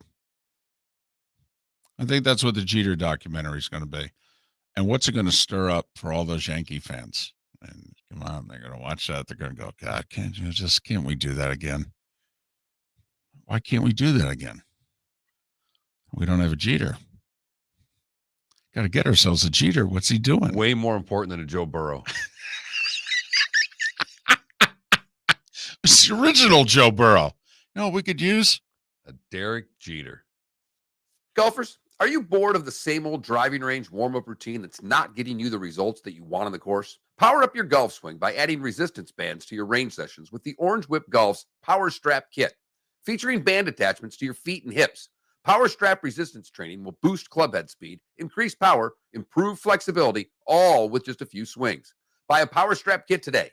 Go to orangewhipgolf.com and use code Miller10 to receive an additional 10% off the already great price of $119. Bring your big mouth to John Smith Subs and indulge in their overstuffed subs with the freshest quality ingredients. Enjoy our famous steak bomb with perfectly grilled marinated sirloin steak topped with provolone cheese, grilled onions, peppers, mushrooms, crispy bacon, juicy tomatoes, and creamy mayo. Boom! Made-to-order crispy fries can be paired with the Gator, the Cuban, the Chicken Bomb, or the Italian. Love local. Eat delicious with John Smith Subs. Find a John Smith Subs location near you today. David Moulton for Napa Auto Parts, and Napa Filters. Insist on Napa Filters for your vehicles, or if you're a do-it-yourselfer, only buy Napa Filters. Napa has a filter for almost anything on earth that moves, whether it's motorcycles, foreign and domestic cars, vans, SUVs, earth-moving equipment. You get the idea. Napa Auto Parts, Napa Filters. Insist on them for your vehicles, or if you're do-it-yourselfer, only buy Napa Filters. Mark Miller for SWFL Golf Carts, or online, flgolfcarts.com. If you're looking for a golf cart, an e-bike, or an e-motorcycle, go visit Alex and the gang at SWFL Golf Carts. flgolfcarts.com online. Check out their whole inventory. If you're looking for a custom cart, they can take care of you. 2-seater, 4-seater, 6-seater, they've got you covered. E-bikes, nobody better for value and service. E-motorcycles, check them out. Again, flgolfcarts.com. flgolfcarts.com.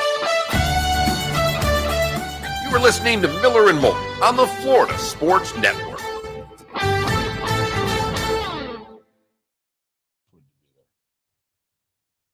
Hudson Swafford is scheduled to play, though.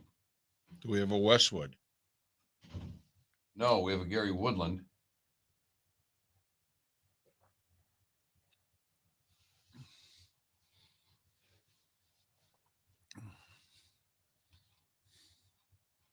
Wonder how many of these alternates are going to get in the tournament because guys are going to get booted out. Well, they haven't played yet. I don't think you can boot them until they play.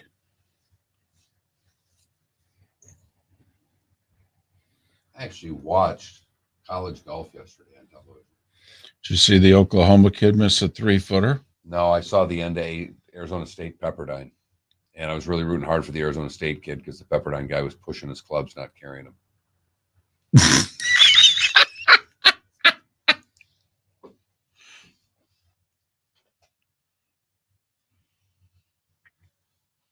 DC, you're crazy. I was going to say, like the Yankee fan cares about having the best record in baseball.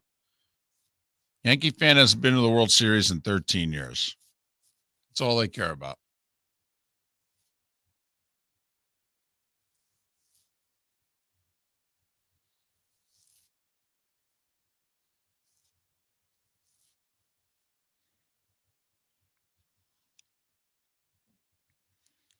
Yeah, DC, I don't know. You're probably right. I have no idea when the Yankees and the Mets play. I'm more interested in the 10-game road trip coming up beginning tomorrow.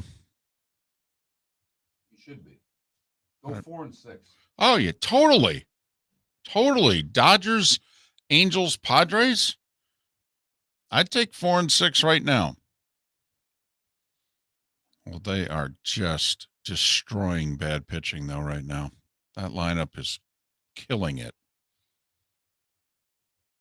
Without Nimmo.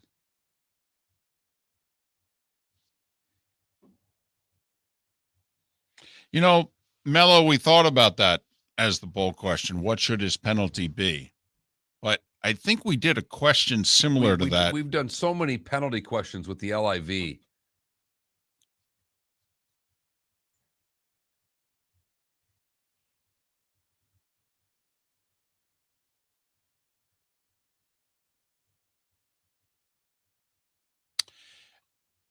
Well, one guy's the best goalie in the world, and the other guy plays for the Rangers. Right. I'll say this, though. I think this is the Rangers' best shot in a game in the series, is for them to just keep on keeping on, and the Lightning haven't played in 9 days.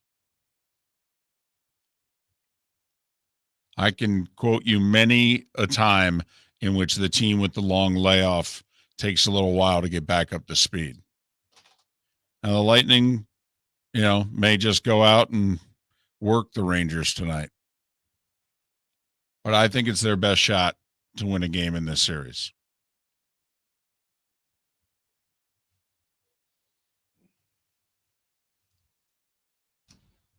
They need to 1-1, 2-2 this series desperately. There's no coming from behind against this team.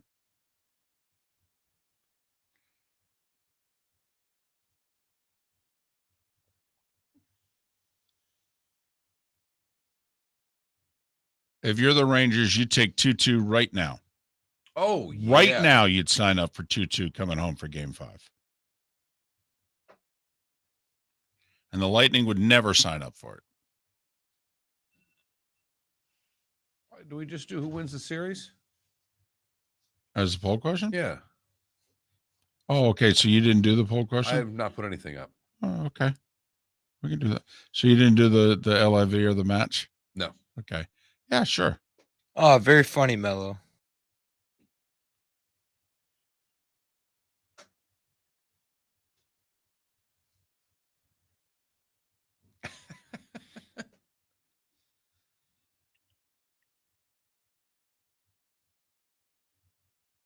It is freezing. Yeah, and unfortunately, this door was left closed all night, so this room stayed cold. Oh. I know. You got to break. Well, it'll keep you awake, though. I will say that. Throw a little light jacket or pull over a windbreaker or something, in your car, so you can run out during a break if you need it.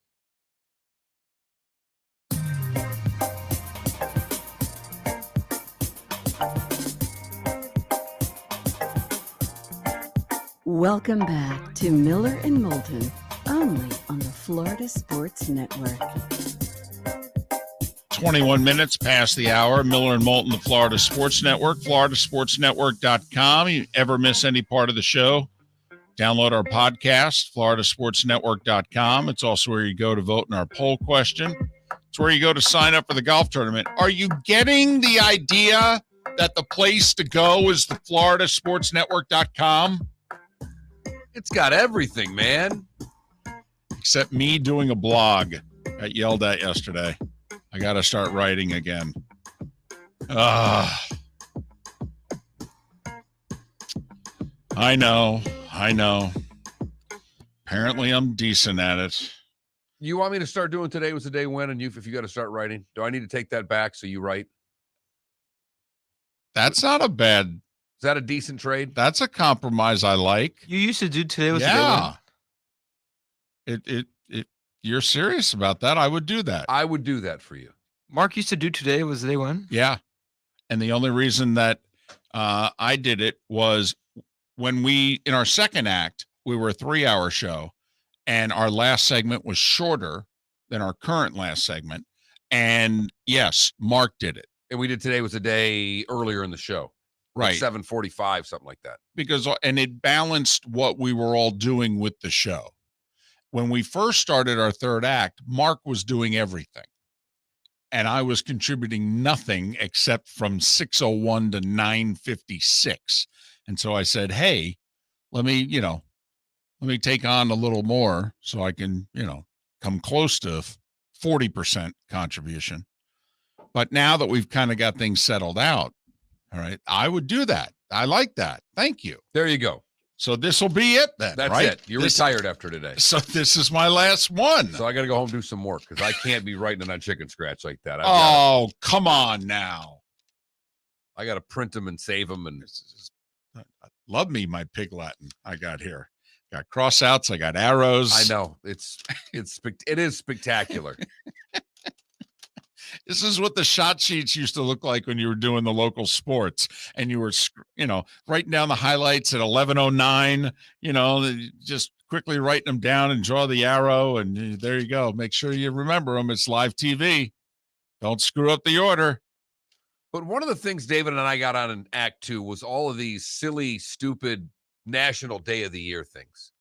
And apparently getting the first of the month, David, is a big deal on the National Day calendar because there is more things today that it's the National Day of than I've ever seen. And I don't think any of them are worthy of a National Day. Not a one. All right. Here we go. Okay. The first one is National Go Barefoot Day. That's not worth a day. No, I mean, if you go barefoot, you don't just do it on June 1st. No. You got to make a commitment. I did have a guy that I knew in high school, Michigan, who went barefoot all the time, year round. Wait a minute. No. You'd see him at the bar in December, no shoes on. School? I mean, I think he had to wear them to school. I mean, because so the bars no didn't shoes, have no shirts, no right, grades. no service, right. Okay. That's just National South Florida Day. National Hazelnut Cake Day. Oh, if you said hazelnut coffee, you had a better chance, but no. National Heimlich Maneuver Day. So you're only doing it today? What if Vern chokes on a hot dog on a Saturday? What do I do? I don't know what to tell you. National Nail Polish Day. National Olive Day. Now, I think the olive, even though I'm not a big fan of the olive, could deserve a day. I don't like black olives. I'm a green olive guy, number one. I like martinis. Okay. So for that alone. I'm not big on the pimento in the olive either. I just want an olive. But not worthy of a day, despite all the various olives. What about that if we it's have. stuffed with some cheese or maybe a little bit of garlic? Well, I mean, it's maybe worth a morning, but not a whole day. Obviously, I know you hate this day because you've just told us how much you love writing again. National Pen Pal Day. Yeah, besides, I've got a pen pal. I do. We give money to some cause, and I get a thing every 3 weeks, okay, with a picture of her and everything. All right. That's right. young lady who's apparently having a very good life in Southeast Asia somewhere, which I keep telling my wife that this person in this location does not exist. Not together. This is someone in the East Village in New York, and this is a total scam. And how much money are we giving every month? But okay. World Reef Awareness Day. Reef as in like barrier? Yes. Well, considering barrier reef is dead, Yeah, what are we aware of? it's a little late, I think, for the whole Reef Awareness Day. The last two are two that really do not apply to this show. Not today, not ever. Let me give you the first one, David. National Say Something Nice Day. Oh, come on. You've got the good that goes with the bad and ugly. I mean, it can. I don't know if you're saying something nice. You're just relaying a good story. Trying. That's true. But, right. And then National Running Day. Well, if it's a foul ball, all right. That wasn't really a run. That was a quick sprint. I mean, that running day to me, national running, I'm going out for a run. Oh, no, there's never any reason to do that. I mean, I will say when we had our running craze in America, which was in the late 70s and into the 80s, and Jim Fixx, Fixx, wrote the running book, which I always found to be hysterical. What's there to write? Left foot, right foot. Just keep going for a while. Move the arms. Right. Keep going for a while. Right. And then decide to stop. Catch your breath and do it again if you'd like. Right. But he wrote a book, and we had a bit of a running craze in this country. That's when the marathons regained popularity and all that.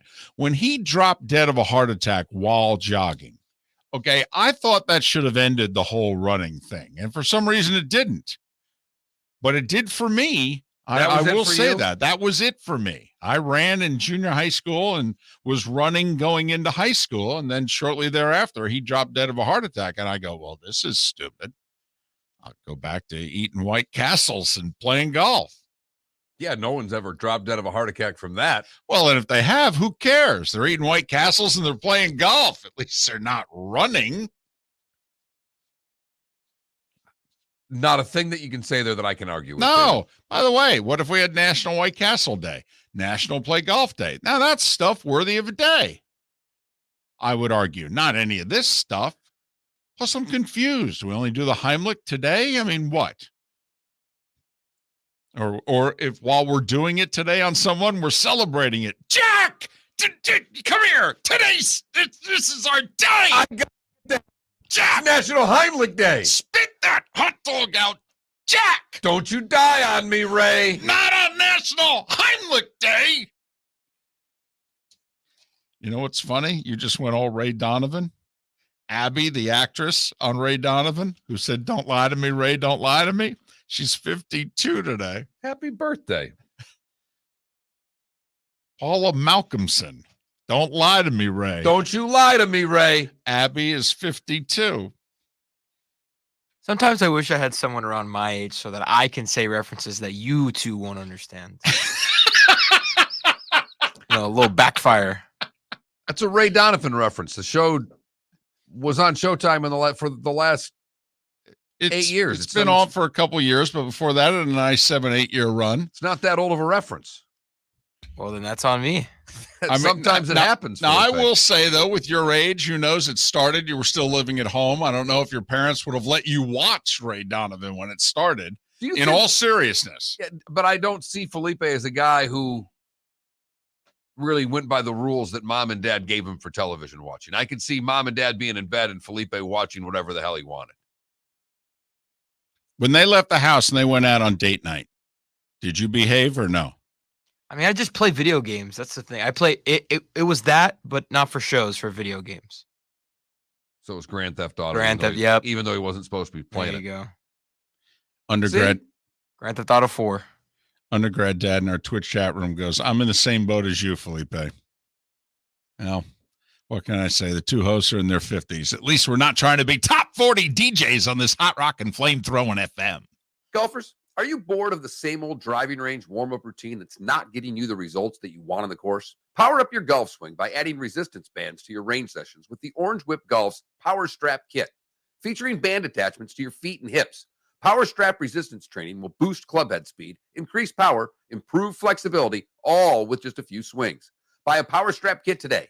Go to orangewhipgolf.com and use code Miller10 to receive an additional 10% off the already great price of $119. David Moulton for Napa, Napa Auto Parts, and Napa Filters. Insist on Napa filters for your vehicles, or if you're a do-it-yourselfer, only buy Napa filters. Napa has a filter for almost anything on earth that moves, whether it's motorcycles, foreign and domestic cars, vans, SUVs, earth-moving equipment. You get the idea. Napa Auto Parts, Napa filters. Insist on them for your vehicles, or if you're do-it-yourselfer, only buy Napa filters. Bring your big mouth to John Smith Subs and indulge in their overstuffed subs with the freshest quality ingredients. Enjoy our famous steak bomb with perfectly grilled marinated sirloin steak topped with provolone cheese, grilled onions, peppers, mushrooms, crispy bacon, juicy tomatoes, and creamy mayo. Boom! Made-to-order crispy fries can be paired with the Gator, the Cuban, the chicken bomb, or the Italian. Love local. Eat delicious with John Smith Subs.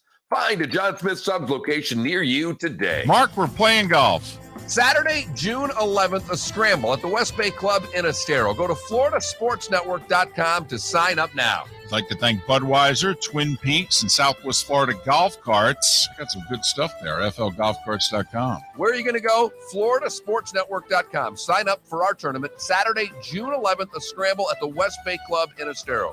Your golf will include your foursome and a chance to have lunch and awards after. Sign up at floridasportsnetwork.com. You are listening to Miller and Moulton on the Florida Sports Network.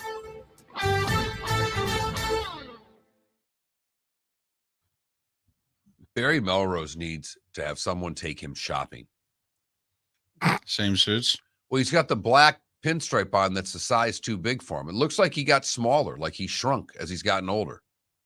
And his shoulders aren't as broad because he can't wear any of these suits. He looks like David Byrne from the Talking Heads. Same as it ever was. Same as it ever was.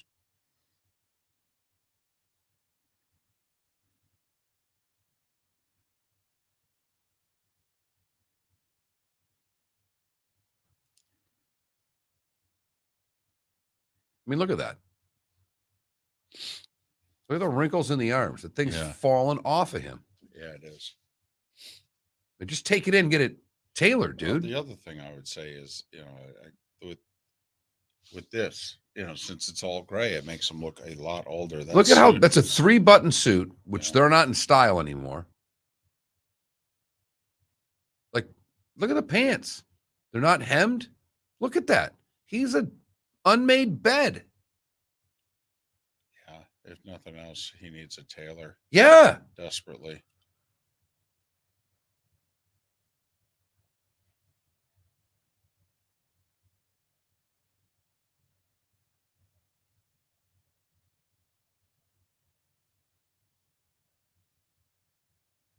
Also, he's got no energy. He looks sickly. He doesn't look current.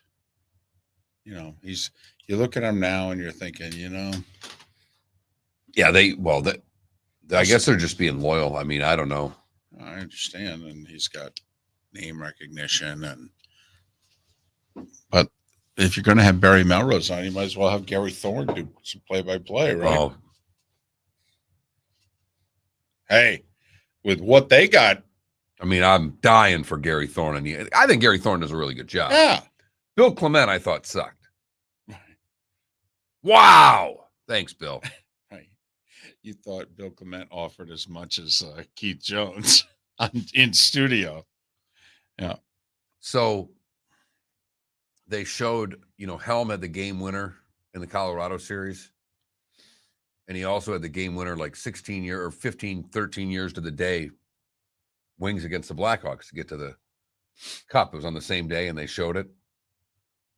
Versus. And they showed the highlight. Wow. They showed the highlight on ESPN. Oh, it's Darren Helm did this again in Game 6 or whatever.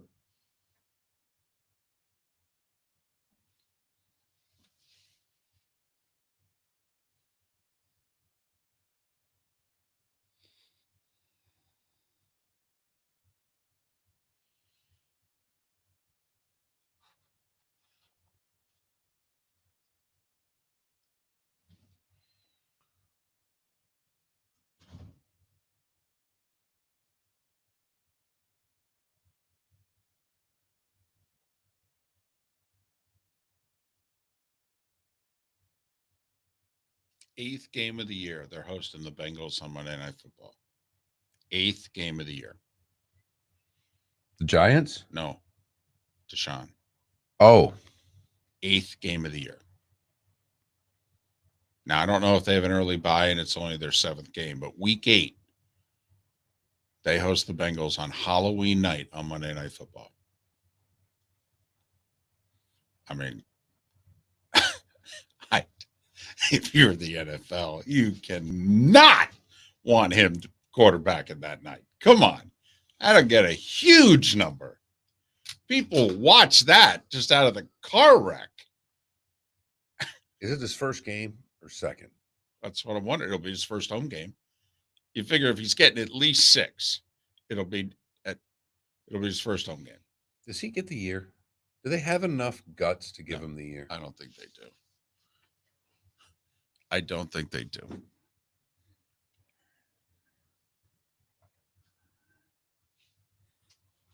I'm begging that he plays that night. Honestly, absolutely begging. Never been part of a carnival act before.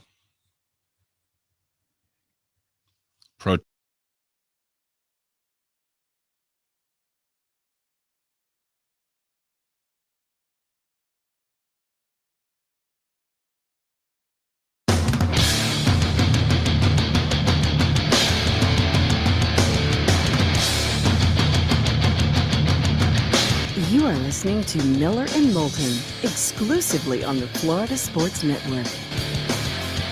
And now, here's Mark Miller and David Moulton. Welcome back, Miller and Moulton, on this hump day, the 1st of June in 2022. Thanks so much for being with us. We'll talk a little college football at the top of the hour with Matt Murschel from the Orlando Sentinel. Seth Everett joins us 1 hour from now. It is a pleasure to welcome back. He is the voice of the Seattle Kraken, and Mark Miller is wearing his Kraken shirt in honor of John Forslund, who also does the NHL on TNT. But for the next 2 weeks, we'll be calling the Eastern Conference Finals, the Rangers and the Lightning on Sports USA Radio. Follow John on Twitter at John Forslund. That's John, Forslund. We did it just for you, John. I bought it. Mark weared it. We're cracking this morning. How are you? That's team. Appreciate that. Good morning. Good How are morning. you? Good. Doing great, John. I mean, for lack of a better word, John, how fun was last night? It was a bit of a throwback, but that was a hell of a fun watch. It was. I don't know if I can take much more of that. It was a tremendous game for the fans and for hockey and for us. For the players, I'm sure the coaches are haven't slept watching how the teams played defensively. I think what happened there was you've got two teams who recognize how great the other side is. And because of that, I think they were a little bit overwhelmed. And when talent takes over and there's space and there's self-inflicted wounds like a bunch of turnovers and the goalkeeping could be better, that's what you get. And then world-class talent takes over and it's absolutely a boat. So I don't down that same road because I think the game came off the rails, but the teams will adjust. It should be a great series, but that's must see. That's great stuff right there between those two teams. Before we get to your series, I wanted to ask you this the last time you were kind enough to come on. I've never seen so many goaltender injuries. Now, I don't know if last night's upper body injury, and of course you never know if it really is an upper body injury, was caused by any contact. But John, your thoughts, those you've been around, a lot of goalie injuries.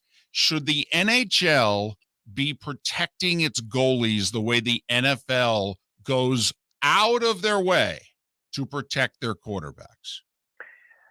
Maybe. I think it's a fair point. And I think, there's one thing about NHL rules that I have a problem with is gray area. For instance, the one that really stands out is the distinct kicking motion. Nowhere is that defined other than to say it has to go in via a distinct kicking motion. Now, the three of us could have three different opinions on what we think is a distinct kicking motion. I don't know if it's knee flexion. I don't know if it's a skate coming off the ice. I have no clue because it changes from game to game. In terms of the goalies, They could protect them a little bit more, but I think when you get into that, you're probably going to get into the area of absolutely no one in the blue at all. And how you get there is another story. I think they're doing their best with this, but I'm going to go a different route with this. And thank God I'm not. But if I were a general manager, I would be looking at my goalie position as a tandem. Yes, you can have Andrei Vasilevsky play 60-plus games while he's this age. But as he gets older, you're going to have to look at that long and hard. And there's only a few Andrei Vasilevskys that are out there. Igor Shesterkin is finally, cutting his teeth, and he's on his way that way. I think it's fair to have a couple of goalies that you can really rely on, not the great one and then the backup. I think you definitely need to work your regular season better. I think these guys get to the playoffs, and for a lot of the A1 starters, they're fatigued, and fatigue brings on injury. So you want your guy fresh so you can run them in the playoffs for 2 months if you go all the way. So why not back down the games played just a little bit, take it down to 50? I don't know. I've been talking about this for a few years, and some teams say they might look at it that way, and then they always talk to the A goalie, and the goalie says, no, I want to start, I want to play. But they might have to be forced into it. There's pitch counts in baseball for a reason, bad or good, but they're there to protect arms. Maybe that's what they have to do with the goalies. We'll see. All right, you mentioned the goaltenders for tonight's game, and this is going to be two great ones, no doubt about it. When you look at the Rangers, who are clearly an underdog, even to me, they're an underdog, even though they have home ice in this. They're taking on the two-time defending champs. What is it the Rangers have to do, in your estimation, to win this series? Well, the obvious one is win the matchup in goal. That'd be really difficult, but Igor Shesterkin has proven that he can fight through some demons in the first round, get his feet wet in the playoffs, get to the level he had in the regular season, and become a Stonewall presence as he was throughout the second round series against Carolina. That obviously has to be in place. The Rangers are going to have to really be good on the penalty kill, which they were against Carolina. They had Carolina figured out. They took away their seam passes cross ice, the Canes to coaching, whether it be the players not executing, who knows, only they know. Couldn't find the same level they had in the regular season. It was a big difference. And in this series against the Lightning, when you have Stamkos on one flank, and Hedman at the top, those three players, we've seen what they can do. So you're going to have to make sure you deny those passes and not let Tampa Bay get any life there. But by and large, you're going to have to really dig in defensively too, because the thing about the Lightning is, yes, they've got some star power as far as offensive numbers and guys who can score and all this, but their checking game, their defensive game is so great before you get to Vasilevsky. So they're going to have to grind. The Rangers are going to have to prove through four lines that they're going to have to grind and get it done through the middle of the ice. And I'm with you. I think it's really going to be a tough task, especially coming off 2 sevens and going into this one. And I think the day's rest, the rust and rest argument that goes back and forth with these long layoffs, it can only help the Lightning. That's what I expect. But do you think it helps them tonight? John, I'm thinking if the Rangers have an edge in any game in this series, it would be tonight. It's difficult to imagine, despite how great this Lightning group is, to pick up where you left off with a 9-day layoff. If the Rangers have any edge at all, don't you think it would be tonight and tonight only? Yeah, and that's why I don't think home ice helps the Rangers, because the road team, this is perfect. Tampa's here to win one game, right? So they want to get a split and then take it home at and if they can get both of them, then they're really on their way. But I mean, I think all they're thinking about is if they do have any rust, if it is tonight, and I would expect that the last maybe a period. I don't think so. I just think when you're a championship caliber team, it's different. If you're, say, Florida at this point, if Florida won the second round and Florida's basically new to this as a group, and they're coming off 9 days and they're a transitional speed team with a lot of precision, yeah, then maybe that would play out. I could be way wrong on this, but I really think that these guys, the Lightning, they know how to do it. And because they know how to do it, they welcome the rest. And Cooper knows how to get a team ready with days off and so on. And if they can get closer, I know I don't believe Point practiced yesterday, but I mean, the time can only help him. And we were able to do it in the second round without him, but they need that player to win the cup again. It's interesting. I really think it's going to be okay for Tampa Bay. And again, if they do lose this game, and you're right, then they come into the game 2 scenario and they try to split as every team does on the road when they open up, and then they go home with it. You think there's any edge behind the bench between Cooper and Gallant? No. I think they're both great coaches. I think they both know how to get there. I think they both have a handle on their group. I mean, John's obviously sensational, but he has a read on these guys that, he knows their personalities. So, for instance, with a guy like Kucherov, he knows what buttons to push with him, and that's a delicate situation at times. He knows how to handle star players. He knows how to work in young players and get the most out of a Ross Colton and players like that. On the other side, you've got Gallant, who's just a phenomenal, inspirational guy, really good, better tactician, I think, than people give him credit for. But the proof's there, right? You look at his track record, and he's been wronged in a couple of places when he was basically right. And now here he is. And I think these kids love playing for him. I think he was a breath of fresh air. And the Rangers are the youngest team in the Stanley Cup playoffs right now and have been throughout this run. And again, this is all gravy for the New York Rangers. They're ahead of the curve with many of their players. When you can play 3 kids on one line in their early 20s, that says something in the playoffs and deep into the playoffs. And Gallant has shown a lot of trust in Kakko, Lafreniere, and Hedl. And that line could be a huge part of the series. It will be fascinating if it's third line against third line. You'll have the Lightning, the big, tough, veteran, physical line against the kid line for the Rangers. And you could see one line having the clear edge over the other, and I'm not sure which is which. He's John Forslund. He's the voice of the Seattle Kraken.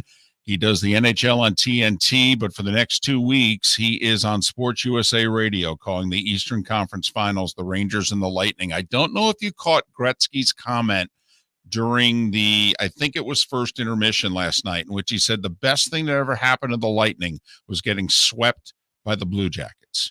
Yep. And yeah. I was wondering your thoughts. And has anyone with Tampa, and you've been around them a lot these last few weeks, has anybody with Tampa ever said that out loud? Not to my knowledge. I think Coop has in some of the private conversations we've had with him when you're afforded the time, as a national rights holder. Yeah, I think he's mentioned it. I covered that series for NBC, and it started, great guns, and then all of a sudden in that comeback game, Bobrovsky makes a sensational save off Kucherov at the start of the second period, an absolute 10-bell save. And the game goes the other direction. And then the Lightning could never find it. And I remember working with Pierre Maguire, and I remember the first commercial timeout of Game 4, we went to break, and he said while we were gone, this one's over. It's going to be a sweep. Because there was nothing through the middle of the ice, and Tampa Bay was not willing to deal with it. They were going to throw their arms up. They were going to get frustrated. So they had to go through that. I think he's obviously he's right. And time has told us that, and history has shown us that Tampa Bay needed a little kick there. But the key to all of that was the lack of a knee-jerk reaction by ownership and management. I mean, they did not blow up the team. They added to the team. Yes, John Cooper might be one of the greatest coaches now that we've seen in the history of the game. His legacy is unbelievable right now. But then there were people saying, hey, maybe there's a change needed in back of the bench here. You imagine if they did that. Many teams would. Many teams would have knee-jerked. And that's the problem with the playoffs and the way the league is competitively balanced, is the fact that teams have to look at what they have and be careful. Because if you start breaking things up just because you lost a playoff round, you might never get back to that level again. But they learned how, and that's why I think they're going to use all that muscle memory to manufacture the effort here after 9 days off to get it done. I hate asking this. I think I already know the answer, John, but Braden Point, I know he didn't practice yesterday. Hear anything, see anything? Are you expecting to see him in this series? I expect to see him just based on the history I know of the player, and he's going to have to be really, really bad for him not to be an option. No one has intimated that, so I kind of think that there's a chance. I don't think it'll be tonight, but we just never know. The teams are going to the Rangers are not skating this morning. The Lightning are going to have an optional skate. So this is going to be one of those deals where Superman could take the ice for warm-up and nobody will know about it till he's out there. But that's the beauty of the playoffs. That's why we have to lock in and watch the warm-ups, guys, because you never know who's in until the last possible moment. And even when a guy takes a warm-up or takes a line rush in warm-up, there might be a late scratch. You might just tell the coach, "Hey, I can't go." But I don't think we'll see him tonight. I think it's a possibility moving forward. John Forslund. He'll have the Eastern Conference Finals on Sports USA Radio, the Rangers and the Lightning, game 1 in New York, 8 o'clock tonight. Shortly thereafter, they drop the puck. You can follow John on Twitter at John Forslund. John, we're always appreciative of your time, particularly at this hour. Save the pipes and have a great call. I will. Take care, guys. You do the same. And thanks for representing the Kraken. That's a great way to start my day. Let me tell you, this was before their inaugural season. Best merchandise I think I've ever seen. Wouldn't you agree? Yeah. And the hockey's got great merch, but the Kraken, the logo, the little red there, which you don't know if it's an eye, is it a mascot tongue? Right. No. Yeah. They hit it out of the park, John. Yeah, no, they did, and it's spectacular. And again, as they get more relevant, people are going to lock in on that stuff. But it's already set records, jersey-wise, and you got to see the building with everybody in a Kraken jersey. It's absolutely sensational. Have a great call. Safe travels. Hopefully we'll talk again. We will. Thanks, guys. Take care. John Forslund, kind enough to join us once again here on Miller and Moulton. See, you already give him such compliments on air that we get him back. Now you even threw the Kraken out there. I love the fact you're sucking up to John. I love Forslund. John Forslund. I miss John Forslund. Will please somebody give him more national play-by-play? I do. I miss him. Very good, especially when you start listening to the ESPN games. And yes. What the hell happened? Tell me you don't miss John Forslund after you listen to Sean McDonough do hockey. Come on. Are you serious? Man. All right. I'm ready. Game 1 tonight. I mean, Lightning are going to win the series. I know that. I'm just hoping it can go 6. Hoping the Rangers can make them work. Miller and Moulton, we thank you so much for listening right here on the Florida Sports Network. Bring your big mouth to John Smith Subs and indulge in their overstuffed subs with the freshest quality ingredients. Enjoy our famous steak bomb with perfectly grilled marinated sirloin steak topped with provolone cheese, grilled onions, peppers, mushrooms, crispy bacon, juicy tomatoes, and creamy mayo. Boom! Made-to-order crispy fries can be paired with the Gator, the Cuban, the chicken bomb, or the Italian. Love local. Eat delicious with John Smith Subs. Find a John Smith Subs location near you today. David Moulton for Napa Auto Parts, and Napa Filters. Insist on Napa Filters for your vehicles, or if you're a do-it-yourselfer, only buy Napa Filters. Napa has a filter for almost anything on earth that moves, whether it's motorcycles, foreign and domestic cars, vans, SUVs, earth-moving equipment. You get the idea. Napa Auto Parts, Napa Filters. Insist on them for your vehicles, or if you're do-it-yourselfer, only buy Napa Filters. Mark Miller for SWFL Golf Carts, or online, flgolfcarts.com. If you're looking for a golf cart, an e-bike, or an e-motorcycle, go visit Alex and the gang at SWFL Golf Carts. flgolfcarts.com online. Check out their whole inventory. If you're looking for a custom cart, they can take care of you. 2-seater, 4-seater, 6-seater, they've got you covered.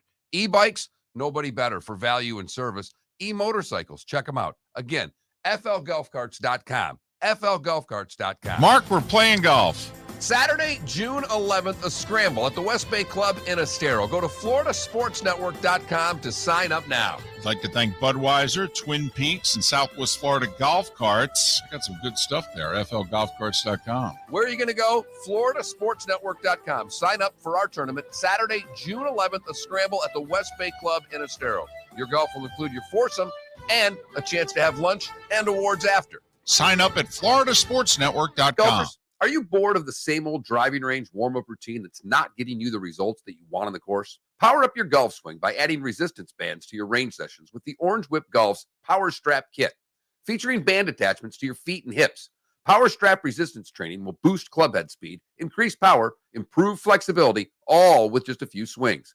Buy a Power Strap Kit today.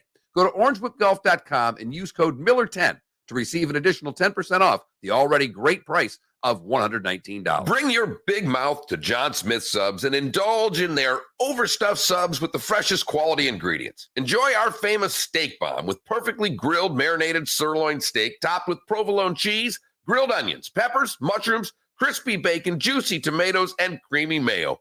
Boom! Made-to-order crispy fries can be paired with the Gator, the Cuban, the Chicken Bomb, or the Italian.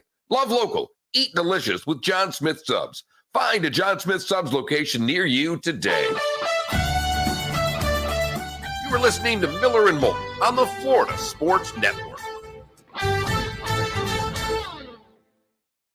You thought that Steph had to leave town to get another championship. You thought that Steph was healthy, Clay was healthy, and I was healthy. We couldn't do this again, huh?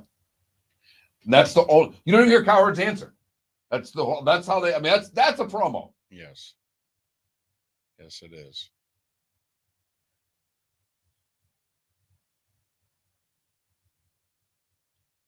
I hate the beard look. I just. I'm Well, sorry. on him, And it doesn't work, dude. on him, he Right. looks terrible. And you're He's a dyeing good-looking dude. it, right? And you're dyeing it, and it's obvious. And But I think Mike Greenberg's a good-looking dude. He looks good on TV. yeah. Oh, you just caught that one.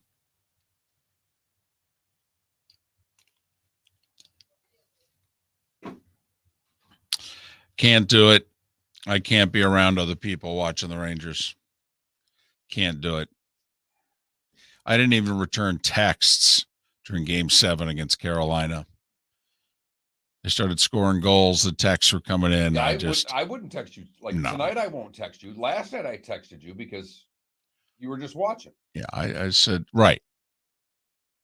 But plus, I mean, come on. I mean, a 2-0 lead in hockey, you know. Oh, are you serious? Pittsburgh was up 2-0 on the Rangers. Exactly. Took a bad penalty and lost the series. Totally. I mean, I wasn't By the comfortable way, at 3-0. how do you bring? And I know Rodriguez is probably still under contract. How do you bring that guy back to Pittsburgh? He's a good player. Yeah, I think you have to. Uh, I know. I think you have to, He though. cost you a series. Yeah, he did. He did. He certainly changed the momentum of it. But yeah, they're going to win that series in 6 if he doesn't commit that penalty. Yeah. Have you guys ever been to Marlins Park? Yeah. No. No? Interesting. But I went for the home run derby in 2017. Okay. Seeing Aaron Judge hit balls just before the home run derby. Was Stanton there? Yeah.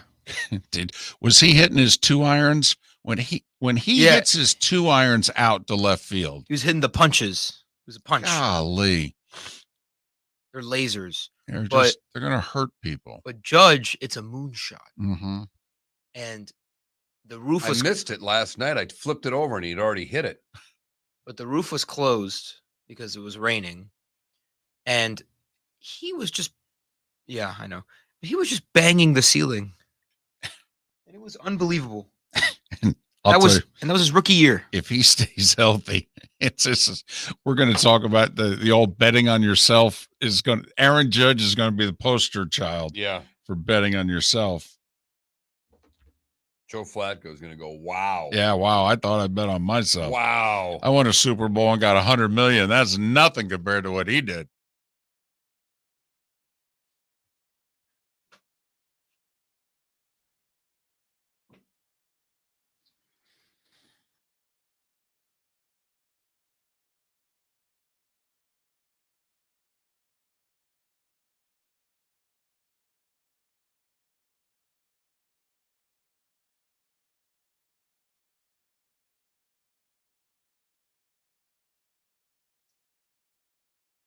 Danny Woodland, I believe, is the golfer. Danny Woodhead is the former Fullback? Patriots Chargers running.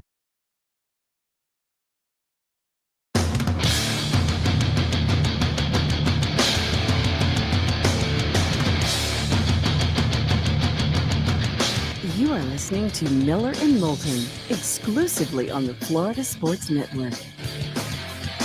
And now here's Mark Miller and David Moulton. Been a lively first day of June show here on Miller and Moulton, getting over the hump together. Thanks so much for being with us on the Florida Sports Network, the Florida Sports Network. Seth Everett for his weekly visit coming up in about 35 minutes. It's a pleasure to welcome back Matt Murschel of the Orlando Sentinel. He covers college football. He also hosts a podcast. It's the Gridiron 365 podcast. You can follow Matt on Twitter at OS for Orlando Sentinel, OS, Matt Murschel, Murschel. Matt, it's David and Mark. Thanks for your time once again. How have you been? Pretty good. How you guys doing this morning? Well, we are doing fine. Are you at least entertained by the Nick Jimbo show? Yeah, I think there's a little bit of entertainment value there, obviously, with those two guys kind of going at each other. I think this is something that if you're SEC Commissioner Greg Sankey, you're probably hoping that this kind of goes away sooner rather than later. I mean, you want to show some sort of unified front. It may be entertaining for fans and it may be entertaining for journalists and everything, but I think you'd like to see this thing go away. I think you'd like to kind of keep this behind closed doors. You're the SEC. You're the premier conference in the country. You know that a lot is going on, obviously, with this NIL situation. And, obviously you have coaches that are frustrated by it. But, you want to show some sort of unified front. And you want to show people that basically, you're all on the same page. So to have these two guys kind of go at it, as fun as it may be, it's probably not going to do the league any justice, which is why I'm sure, Greg Sankey has probably put a little kibosh on it this week. Especially going into their spring meetings in Destin. Matt, if you polled the SEC and Power 5 coaches anonymously, do you think they'd be on Team Jimbo or Team Nick with how this is shaking out? I'm not sure. I think some of it probably be split half and half, honestly. I think there are some coaches who probably agree with what Nick had to say. So listen, we see these schools right now and they're getting benefits from NIL. They're getting benefits from having these collectives. They're getting, whether it's in recruiting or what it is, and they're frustrated by it, and they they would love to voice that. And then you've got some who probably are saying, listen, Jimbo's not doing anything that the law isn't allowing right now. He's doing what needs to be done. It's funny. I was telling someone this the other day. I've spoken to a lot of coaches and ADs, and a lot of them will talk to about NIL situation. But sometimes when you get into certain aspects of it, they'll want to be off the record. They don't want their name attached to some of these quotes because they don't want to put themselves out there and become, kind of fervor when it comes to NIL. That just shows you how divisive this subject can be. And I think what we saw here is kind of that situation where I think Nick got a little carried away. I think he was trying to, maybe send a message to his own school's boosters. Listen, look what Texas A&M is doing. Look what Jimbo Fisher's doing. We need that kind of help. And I think in turn, it just kind of looked more like he was kind of, really kind of taking shots at Jimbo and what they were able to do. Matt Murschel, the Orlando Sentinel, covering college football, has a podcast, Gridiron 365. Gridiron 365. Follow Matt on Twitter at OS for Orlando Sentinel, OS Matt Murschel. Matt, we think we've heard a couple of decent ideas concerning the transfer portal. Maybe reduce it to only 1 or 2 times a year you could transfer. Maybe we even limit some of the, guidelines of which you can transfer. We have not, at least not Miller and Moulton, have not heard anybody propose anything, small or large, that would make the NIL situation any better. Do you have an idea? Have you heard someone's idea in which you said, yeah, we know the toothpaste is out of the tube, but this would make it better? Not really. I think, unfortunately, until you have some sort of, across the board, rules in place, you're going to get what we have right now. I mean, it's hard for, I know the NCAA came out a couple of weeks ago and was like, listen, we're gonna really kind of police this now. We're gonna really look at these things, and we're gonna try to make this difficult. Well, that's great and all, but I mean, this has already been done. You've already, and because the fact you don't have an across the board really kind of rules in place, it's gone state by state by state, and even those state laws are being amended and changed, on a monthly basis. It's kind of the wild, wild west, like our coaches are talking about. I think at some point, you have to either have some across the board legislation, and you have to really have some tough guidelines when it comes to, when someone violates those. Schools have to be able to kind of to do what they need to be done. I think that the closest thing we've seen to that, is what we'll probably more likely see happen, is when it comes down to restructuring in the NCAA is basically making it down to the conferences and the schools themselves to police that. They're going to be the ones who are going to say, this is our, let's say SEC guidelines to NIL. This is what we're doing. If you violate this, this is what's going to happen. And we're going to follow that very closely. That's about as close as we're going to get right now. I know the NCAA keeps hoping the government will step in. I don't think that's going to happen at any point anytime soon. What's going on across the country. There's a lot of other things going on. I don't think the government's willing to step in and start, worrying about NIL.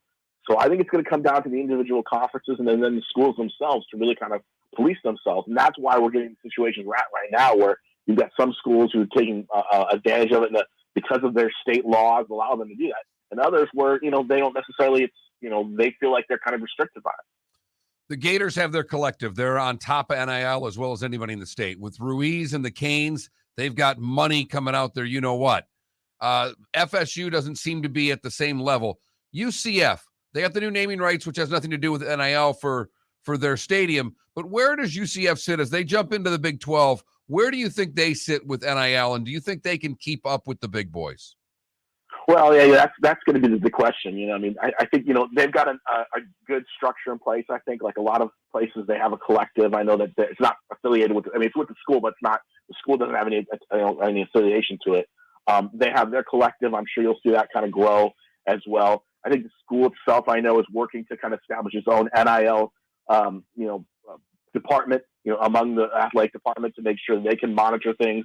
Last time I spoke to UCF AD Terry Mahajer, he said I think they had about 150 athletes with deals, NIL deals, which is pretty good for that school. But as they move to the Big 12, as you mentioned, that's a bigger national brand, and they're going to have to be competing with a lot of those Big 12 schools when it comes to getting recruits on campus. So they're going to have something that initially is going to have to help them out. Part of the things what hurts them a little bit is, and this is by no means a shot at it, is the fact that Florida's own legislation is kind of limiting in some regards. And I know that the Florida legislators are trying to work on that, maybe amend that, law. But at this point, you got to work within the rules. So yeah, I think for Terry and for UCF, I think, they're going to have to really go out there and, hit their boosters, hit the people and say, listen, we're moving into the Big 12. We're going to see a big jump here. If you want to compete at that level, we're going to need you to see maybe, put a little bit more effort into that. It's going to be interesting because they're a younger school, a smaller school. Can they kind of get that kind of, big name donors that the Floridas and the Miamis have? How's Napier's first few months gone? I mean, they're in a pretty big recruiting hole. I know he went after some big fish. I don't know how many of them he really got. I really wonder if he's setting the stage for next year to start getting the fish. How do you think it's gone for Napier? I think it's gone well. I think when you think about where he landed, I always find that transitional recruiting class is going to be difficult. You're never going to get exactly the guys you want to get. Mostly first-year guys now take advantage of the transfer portal, which I think he's been able to do so far. He's landed some guys here or there. I think that will help them in the long run. Do I think that's going to result in, a 10 or 12 win team? No, I don't think that's going to happen this year. I think it's going to be some growing pains. But you look at how he's kind of established his program and the vision that he wants. He's hired a lot of, support staff, and he's got over 40 members on the support staff. That's going to help them in the long run as they get kind of settled in. He's hitting the recruiting trail. He's trying to get out there and meet the fan base. He wants to make sure they understand exactly what he's trying to do. But he knows in the long run, it all comes down to winning. It comes down to what you can do on the football field. And, the more you can do and get yourself established, the better you're going to find yourself on the recruiting trail. He comes in a situation right now where the state of Florida, football-wise, college football-wise, is very unsettled. Where, Florida State hasn't had the kind of run that it's had in the past. Miami obviously is going through a new head coach. They haven't been nearly as successful as they have in the past. UCF has had some success. Obviously, still trying to build under Gus Malzahn. USF is where it's at. So they're right to come in and kind of do what they need to do to establish it. I think right now what he's probably battling is more the out-of-state teams, trying to keep some of that in-state talent in that they normally are used to getting at Florida and they haven't had over the last couple of years. So I would say he's done a great job. But again, guys, it's not just building and recruiting and all that. Think about, as we talked about, NIL, transfer portal, all that. Those are all things that coaches are dealing with. He's got to deal with it as well as he's trying to get himself established. Matt, we appreciate you making time for us. Safe travels throughout the rest of your summer, and hopefully we can talk again before opening day. All right. Sounds good, guys. Thanks a lot. Matt Murschel covers college football for the Orlando Sentinel, and he hosts the Gridiron 365 podcast. Gridiron 365. You can follow Matt on Twitter, OS Matt Murschel, OS Matt Murschel. If you were, and I know these, collectives are not supposed to be directly tied to the athletic departments and all that. I mean, okay. Would you give every athlete the same amount of money? Like, would you want to, or would you do it by team even? I would do it by sport. Okay, so everybody on the football team gets blank. Would try my best. Everybody on the basketball teams gets blank. Baseball, softball, the whole deal. As opposed that would be my effort if I had one of these collectives and I knew what the money was going in. Are there performance bonuses in NILs? I don't believe so, no. But then again, there's not attendance bonuses and workout bonuses either. Not yet. They're not employees yet. We don't have unions yet. Give it time. We're early in this decade, Mark. A lot can change by the end of it. But that's where we are right now. Boy, is it messy. Yes, it is. Yes, it is. And just so you know, I mean, think about what would have had to have happened to stop this. The NCAA would have had to come up with a plan that was good enough to prevent the lawsuits. And everything that Matt said about by conference, it sounds wonderful. All that was screaming to me was lawsuit, lawsuit, lawsuit. If the conferences try to put parameters around what kids can make, they're not going to win. Okay, I don't know if kids will sue conferences. I think kids will just go to the conferences where they can get the most. This is actually a chance for the Pac-12 to get back in it. There's money in the Pac-12. There's big money in the Pac-12. There's Silicon Valley money attached to the Pac-12. Miller and Moulton, Florida Sports Network. Mark, we're playing golf. Saturday, June 11th, a scramble at the West Bay Club in Estero. Go to floridasportsnetwork.com to sign up now. I'd like to thank Budweiser, Twin Peaks, and Southwest Florida Golf Carts. Got some good stuff there, flgolfcarts.com. Where are you going to go? floridasportsnetwork.com. Sign up for our tournament, Saturday, June 11th, a scramble at the West Bay Club in Estero. Your golf will include your foursome and a chance to have lunch and awards after. Sign up at floridasportsnetwork.com. Golfers, are you bored of the same old driving range warm-up routine that's not getting you the results that you want on the course? Power up your golf swing by adding resistance bands to your range sessions with the Orange Whip Golf's Power Strap Kit. Featuring band attachments to your feet and hips, Power Strap resistance training will boost club head speed, increase power, improve flexibility, all with just a few swings. Buy a Power Strap Kit today.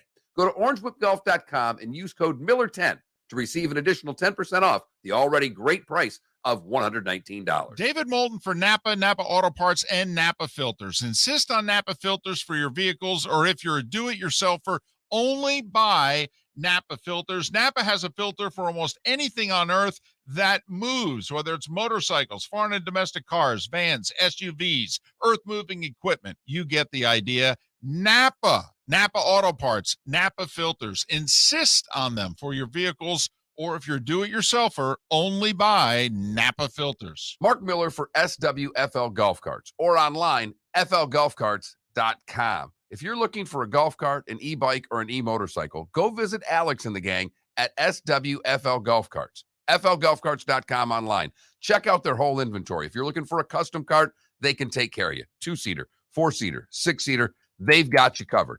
E-bikes, nobody better for value and service. E-motorcycles, check them out. Again, flgolfcarts.com. flgolfcarts.com. You were listening to Miller and Moulton on the Florida Sports Network.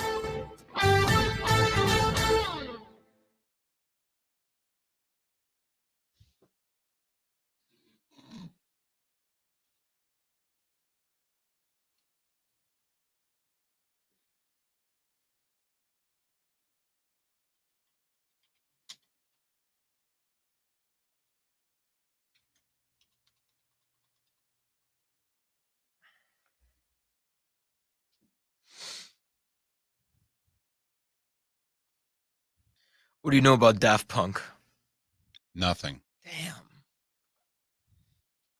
Am I supposed to? They I'm just 56 years old. They just make funky ass music. Just funk. I like funk music. It's groovy, you know. Move your shoulders. Who was the Earth, Wind, and Fire. Yes. Yes.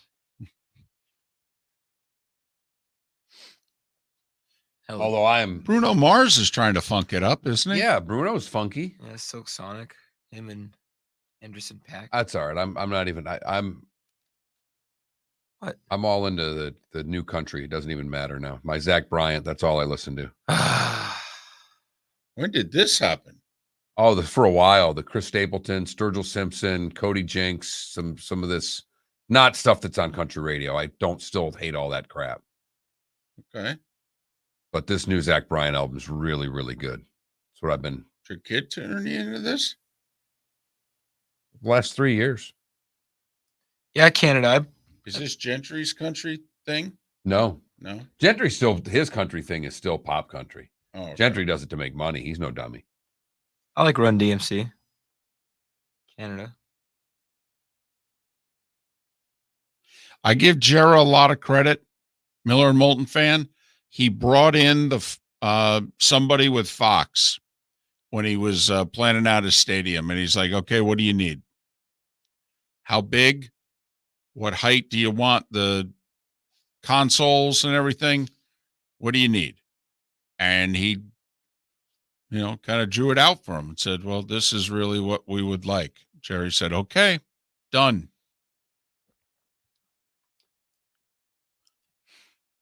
And if I played you half of this music, you'd go, "This isn't country. This is Southern rock." It Gotcha. Country's boring. not what I listen to. I don't think hip hop now is very good. No, right now, like the current mainstream. Like hip-hop, no. I like Kendrick Lamar a lot. Kendrick Lamar's really good. He's Now like Nas, who's old, his latest CD, which is in the last years, is incredible. yeah, The J. Cole CD is very, very good. Yeah. So, I love Nas. but Nas is also old. Yeah, he is old. Because of you guys, it was the time that you said that A Tribe Called Quest is in the Rock and Roll Hall of Fame. Ever since you said that, I've like slowly been turning on them. Tribe's awesome. Tribe is awesome, That's good stuff, man. and there's If you like that, you'd like De La Soul's first album too. Wu-Tang Clan. Love Wu-Tang. Wu-Tang's for the children. Come on. There's a song about how you always say how cash is king. Cream, cash rules everything around me. I'm aware of the song. but Cream, thank you. get the money. Dollar bill, y'all. He just wants to do his thing. I know. Makes him happy. He's freezing over there. I'll just PS4 for me, Canada Relief. I got a PS5.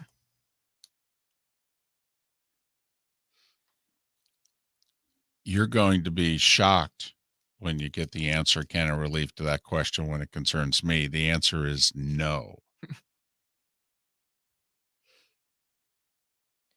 I want to play Madden, and I want you to call the plays for me. I want you to be in my ear. Like, I have no interest in video games. I really do. Hey. It would have been a big problem if my daughter had interest in video games, because I am very anti just buying them. My wife, of course, would have gotten them for her, but I really don't like video games. I was playing World of Chell with my son and his roommate the other night. Yeah. And Mark's, told me, he said, this is a character flaw of yours. it's just No, this is the tiny bit of our age gap. look. They're Because you were kind of, Yeah, I was mean, more of a video game kid than this is one of those, the 4 or 5 years difference between us. Like, because they really hit when I was 12, 13. You're in high school by then. right. You're playing sports. You're not. Yes, correct. You're not going to the bowling alley in 6th grade to play video.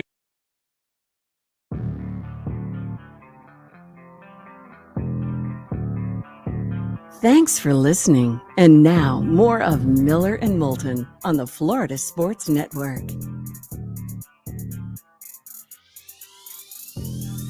21 minutes past the hour. Miller and Moulton, the Florida Sports Network. Seth Everett to join us in a little more than 15 minutes time. By the way, Mark is taking back. Today was the day when. So today is my last in the bonus hour. This is it. Moulton's last. Today was the day when. Mark did it originally. I would chime in, editorialize. I took it back from Mark because Mark was doing everything to get us on the air in the third act and what have you, and I felt very guilty about his workload versus mine. Now I've been told I have to write again. So Mark, I don't know if it's guilt. I don't know if he's tired of me doing it. He just said, I'll do it if you'll write. And I said, deal. So this is it. Swan song, final hour. Gives me something to do during the intermission of the games, too. Okay. This will probably be a first intermission tonight of Rangers Lightning. You're going to get a text from me. That's the only time I'll text you now. Did you know, David? So you hate the intermissions shows that much on hockey that, you'd rather do today was the day when? Just gives me time. I gotcha. Gives me it's not that I hate intermissions. Intermissions is when I can slip and fall and go down for the count. Oh, that's true. That's just one commercial. The couch can just suck me right in. But I wanted to get to this little story I saw yesterday, David. Little football story. Because when's there a bad time to talk football? Never, Mark. Never. 99 days away from kickoff of the NFL season. You are a big fan of the 33rd team. I am. They do a really nice job. Mike Tannenbaum and company developed this website. It has Tannenbaum, it has Joe Banner, has a lot of folks on there that are former league executives, and they have a pretty good perspective. But they came out with an article yesterday that I noticed where they ranked tiering the best offensive weapon groups in the NFL for 2022.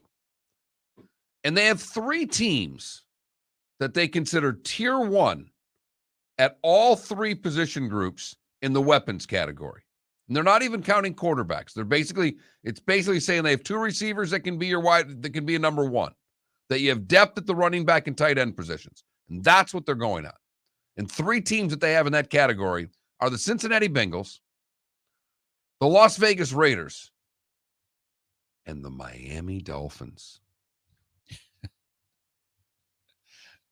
Putting all the pressure on Tua there, aren't we?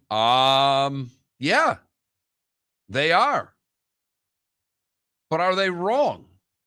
Are those position groups in your is Miami's skill groups at that level in your estimation? Weapon groups, I should say. Well, they have depth at running back. I don't know if they have a number 1 back, but I think they've got a 1A, 1B, 1C, and 1D. I mean, I think they have 4 backup running backs, to be brutally honest with you. 4 number 2s. But, I mean, the Niners, I don't know how many times they've had a true number 1 running back, but they use them the way they use them, and they get great production out of them. With Gesicki, clearly the Dolphins have a number 1 tight end that is a big-time weapon. I mean, I would consider him one of the top 10 weapons at tight end in the league. And obviously their receiving core is as good as it gets now. Yeah, it's pretty darn it really good. is. I mean, it's pretty Hill, darn Waddle, good. they picked up Cedric Wilson as well. I mean, this is Right. a really solid group of receivers. Right. When Devontae Parker's talents are not needed, yeah, they're loaded at receiver, knock on wood, no injuries. Yes. Don't know if they have a big physical receiver. Like in the red zone, believe it or not, in the red zone, Gesicki might be the one that gets double teamed. Because, otherwise they may have a bunch of little receivers running around. But, okay. Pat, I thought, said something interesting.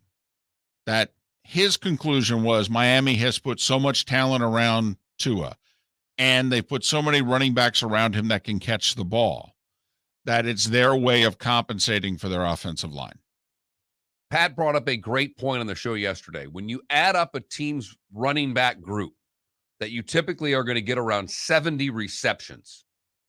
The Dolphins receiving group last year, if you add up there, they're like 128, to David's point. So, hey, we'll see. I mean, you and I are in on Tua. We watched him in college. We thought this is a good NFL quarterback. He will have a good career. He's obviously gotten off to a slower start, and certainly compared to the quarterbacks that were taken before him and after him. Now that was the good. This is the bad. Okay. Because Tannenbaum did tier the quarterbacks as well. And the tier 1 group, just so you know, is Mahomes, Allen, Rodgers, Brady, Burrow, and Justin Herbert. That's the number 1 group. Tua is in the tier 6 group. Ooh.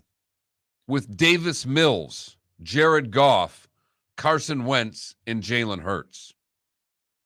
Carson Wentz is in the could you work with me here? I mean, Golf went to a Super Bowl. So just help me out here. Yeah, Wentz was going to be an MVP. Like, who's tier 5? Tier 5 is Matt Ryan, Jameis, Trevor Lawrence. Wow. Justin Fields and Jimmy Garoppolo. I don't know how you can put Justin Fields and Trevor Lawrence in tier 5 and some of these guys in tier 6. There's a tier 7, by the way. That's well, I would hope so. That's Zach Wilson, Mariota, Trubisky, Daniel Jones, Drew Lock, and Sam Darnold.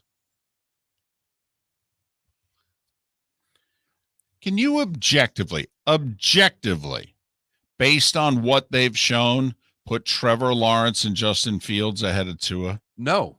I mean, Trevor Lawrence did not have a good year last year. Had a terrible year. One game at the end of the year that was really good, David. Now, I'm not blaming Trevor Lawrence for it, but he did not have a good year. And I don't think there's film at the pro level that shows anything better than tier 6. And Justin Fields did not have a good year either. Now, I'm definitely not blaming Justin Fields. In fact, I feel badly for Justin Fields because he's not going to have a good year this year either. And the Bears are going to be 2 years into his rookie contract. And Fields is going to be a big mystery through no fault of his own, because his 2 head coaches and his 2 general managers will have actually sold him down the river. The Bears' offensive personnel is going to be bad. It is bad. It's a below-average offensive line. It's 1 proven running back, and it's no proven wide receivers at a high level. And they've got 6 tight ends, and none of them you'd consider to be good. 1 is interesting in Kamek, and that's it. And that's who Justin Fields is going to have. And they've gotten rid of their 3 best players on defense. The Bears are going to be bad. I hope Bears fans can handle. All right. Do you think they're on the clock bad? I think they're, without question, will draft in the top 5. Without question. I think the Giants and the Bears will compete to be the worst team in the NFC. And I think both new general managers are trying not to tell the truth to their fan bases, but they're tearing the sucker down. They have no problem drafting in the top 3 in next year's draft. They just don't want to tell you. And David, you're a Giants fan, but I think the Giants fan can handle the teardown because they know what the team's been like. The Bears fan's not going to be as comfortable with it as the Giants fan base is going to be. No, they're not. They traded too much away to try to get good. Correct. And have watched it dissipate so damn quickly that they're not going to be comfortable with a 4-13 record. Not that any fan base should be, but that's going to hit them out of left field. I mean, I don't know what the Bears over-under is. I'm going to go out on a limb and say it's 6.5, and I'm going to pound the under. Pound it. They will finish last in the North. I mean, if you were to take the helmets and you take a look at the personnel on paper, you tell me the Bears roster is better than the Lions. Miller and Moulton. Seth Everett's next. Thanks for listening.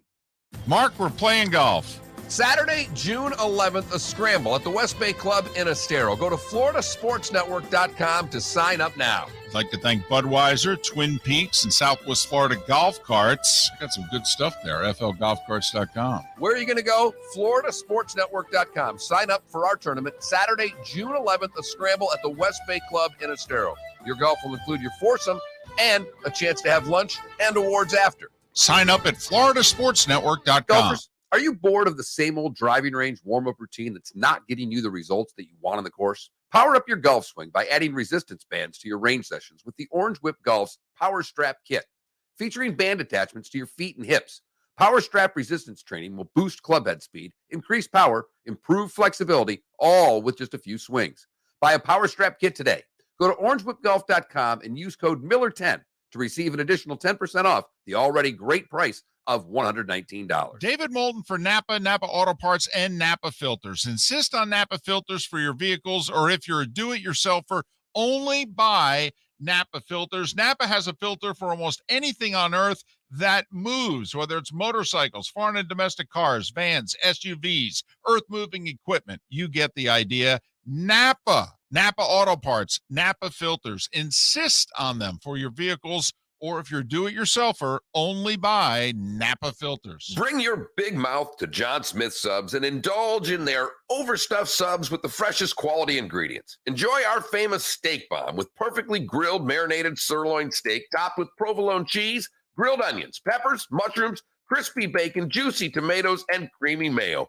Boom! Made-to-order crispy fries can be paired with the Gator, the Cuban, the chicken bomb, or the Italian. Love local. Eat delicious with John Smith Subs. Find a John Smith Subs location near you today. You are listening to Miller and Moulton on the Florida Sports Network.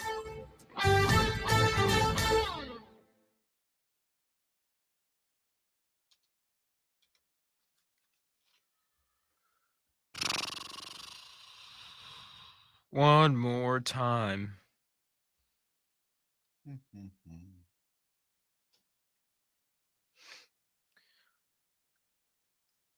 So he hasn't signed in yet? Oh, I don't know. Gotcha. I have a question. Michael Thomas is back, He is. and he's healthy. That's the word. He's expected back for training camp. Correct. I think Jameis is going to be good this year. Well, we've been saying, if you take a close look at the Saints personnel, that's a real good team. Mm-hmm. You got Seth up? Yeah. Hi, Seth. Hi. How's it How are going? you? Top of the morning to you. Top of the morning to you there, laddie. What Been a is hell that? of a week. Hell of a week. It's Wednesday. No, since the last time I was on with you guys, Oh, my entire crazy life changed. My wife was in Vegas, tested positive for COVID about an hour after I was on with you guys, and got stuck there. Uh-huh. That's how it works. Yep. Sucked. Had to be with kids. No. I had to do everything for them. Couple weeks before summer Did camp. you move Seth? up? Did you move up the end of school and summer camp? I had to take them places and do stuff Right. for them and cook Be for a them. And Dad, this sucks. I got a life. Got things I gotta do. it was brutal.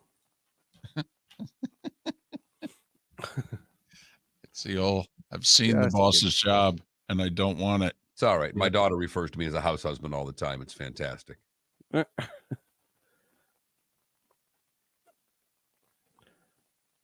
Well, I told her the minute she started feeling lousy, I said, "Get on a plane, quick."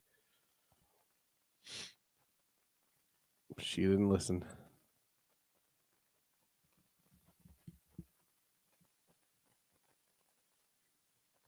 Where's Jakarta? Jakarta? It's in Indonesia. There's a Formula E race there this Okay. weekend.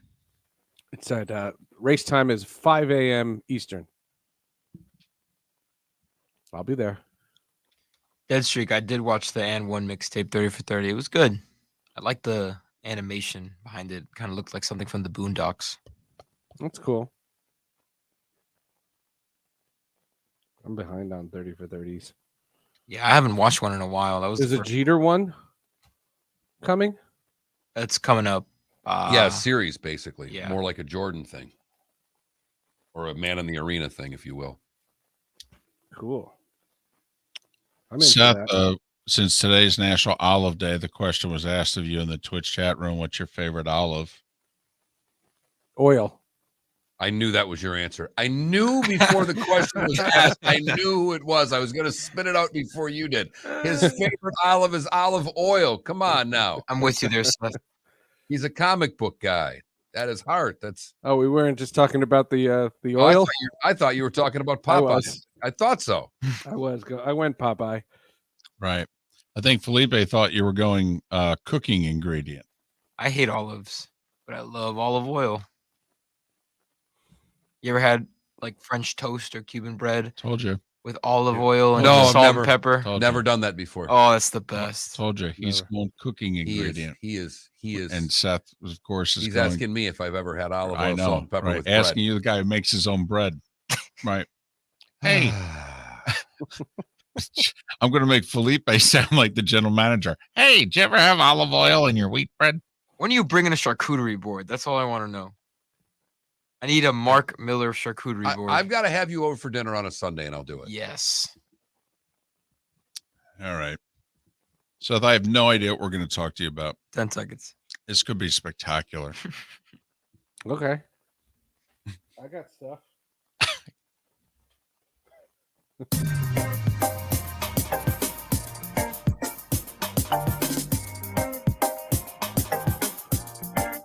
Welcome back to Miller and Moulton, only on the Florida Sports Network. We've had John Forslund on talking a little hockey. We've had Matt Great. Murschel on talking a little college football. You ever Great. missed an interview on this show? You go to floridasportsnetwork.com and you download it. And now, and you've already heard him because he can't keep his mouth shut. He's Seth Everett, Sports with Friends, Hall of Justice tech stream of the Three Gate podcasts. And he joins us once again live via Twitch. Follow him on Twitter at Seth_Everett. How the hell are you? What's going on, folks? Not on in Michigan anymore? We filled in for a week, Seth. They didn't Oh. retain us after the vacation of the Is regular. it because of the people mover joke? Yes. Yes. It was all because of your appearance. We were doing Sorry. great. We were going to be picked up by Sorry. 6 news stations, and then we had you on. That stinks. I'm sorry. I'll be nicer next time. No, you won't. No, you won't. And I have to admit, it is part of why we love you. All right. part You of it. will not change. All right. And that we of all the radio shows that you go on, you have to admit that Miller and Moulton have to be top 3 for we have our principles that we're willing to go down with the ship on. Oh, And yeah. that you fit our personality really. I love this show. Yeah, I'm a listener. I'm a fan of this show. We're up to. I already kissed your butts when I had you on Sports with Friends. No, and we know. Yeah, and just that was such a mistake by you. We thought you were going to lose your sponsors. I mean, everything. We thought it was like committing to play in the Saudi Arabia golf tour right there when we did that. Was that the least downloaded podcast you've ever had? No. Thought we'd have something. Hey, I'm curious, and I know you're not into. Maybe you're into golf a little bit, but this whole LIV tour. What league out there? Because this is a competing league. We don't have this. We haven't had this. The USFL, this isn't a competing league. The XFL isn't a competing league. Is there a league that needs a competing league right now? No, the only thing I was thinking is the Champions League. You know how it's the second tier from the Premier League. I thought of that. Like if you win this golf tour, do you get to go back into the PGA? That kind of thing. I'm a big believer. I would like to live in a system where the battles for last place are just as interesting as the battles for first place. Relegation, baby. Oh, relegation's tremendous. It's absolutely tremendous. I would love it in all sports, and especially the NFL, because there are teams that going in. You said it just the last segment. You knew there are teams that are going to be awful. And if they had to know that they had to be good enough to make sure they don't get relegated, that's drama for their season. Seth, it is so foreign to us in America. I know. Number one, but also if it's something that we, the fan, would like, we acknowledge it will never happen because the billionaires who own these teams are never going to allow their team to be relegated and lose 80% of its value in one game or match, which then begs the question, why do the billionaires who own the European teams allow it? It's a great question. It fascinates me. But what this season, and I've read about articles about it, this was the first year where I kind of embraced the Premier League. I watched it start to finish. I watched, 90% of the games. I paid attention because I'm trying to learn the whole thing. Am I distracting you guys? No, we're listening. We can listening. multitask. We can watch. Oh, okay. We can watch the segment on television and listen to Seth at the same time. I thought you were talking about me. So one bad part about Twitch, go we got Seth on computer, twitch.tv/Miller and Moulton. You can see It's going to go down this road. There. Oh, no, this is like People Mover 2.0.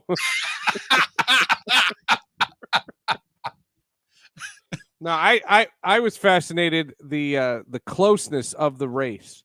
You had 6 teams trying for 4 spots at the top, and then you had 4 teams trying to avoid the bottom 3, and they were fighting tooth and nail. Could you imagine the New York Giants playing the Jacksonville Jaguars, in late December, and it matters. It matters for their franchise's viability. Oh my God, it's fascinating.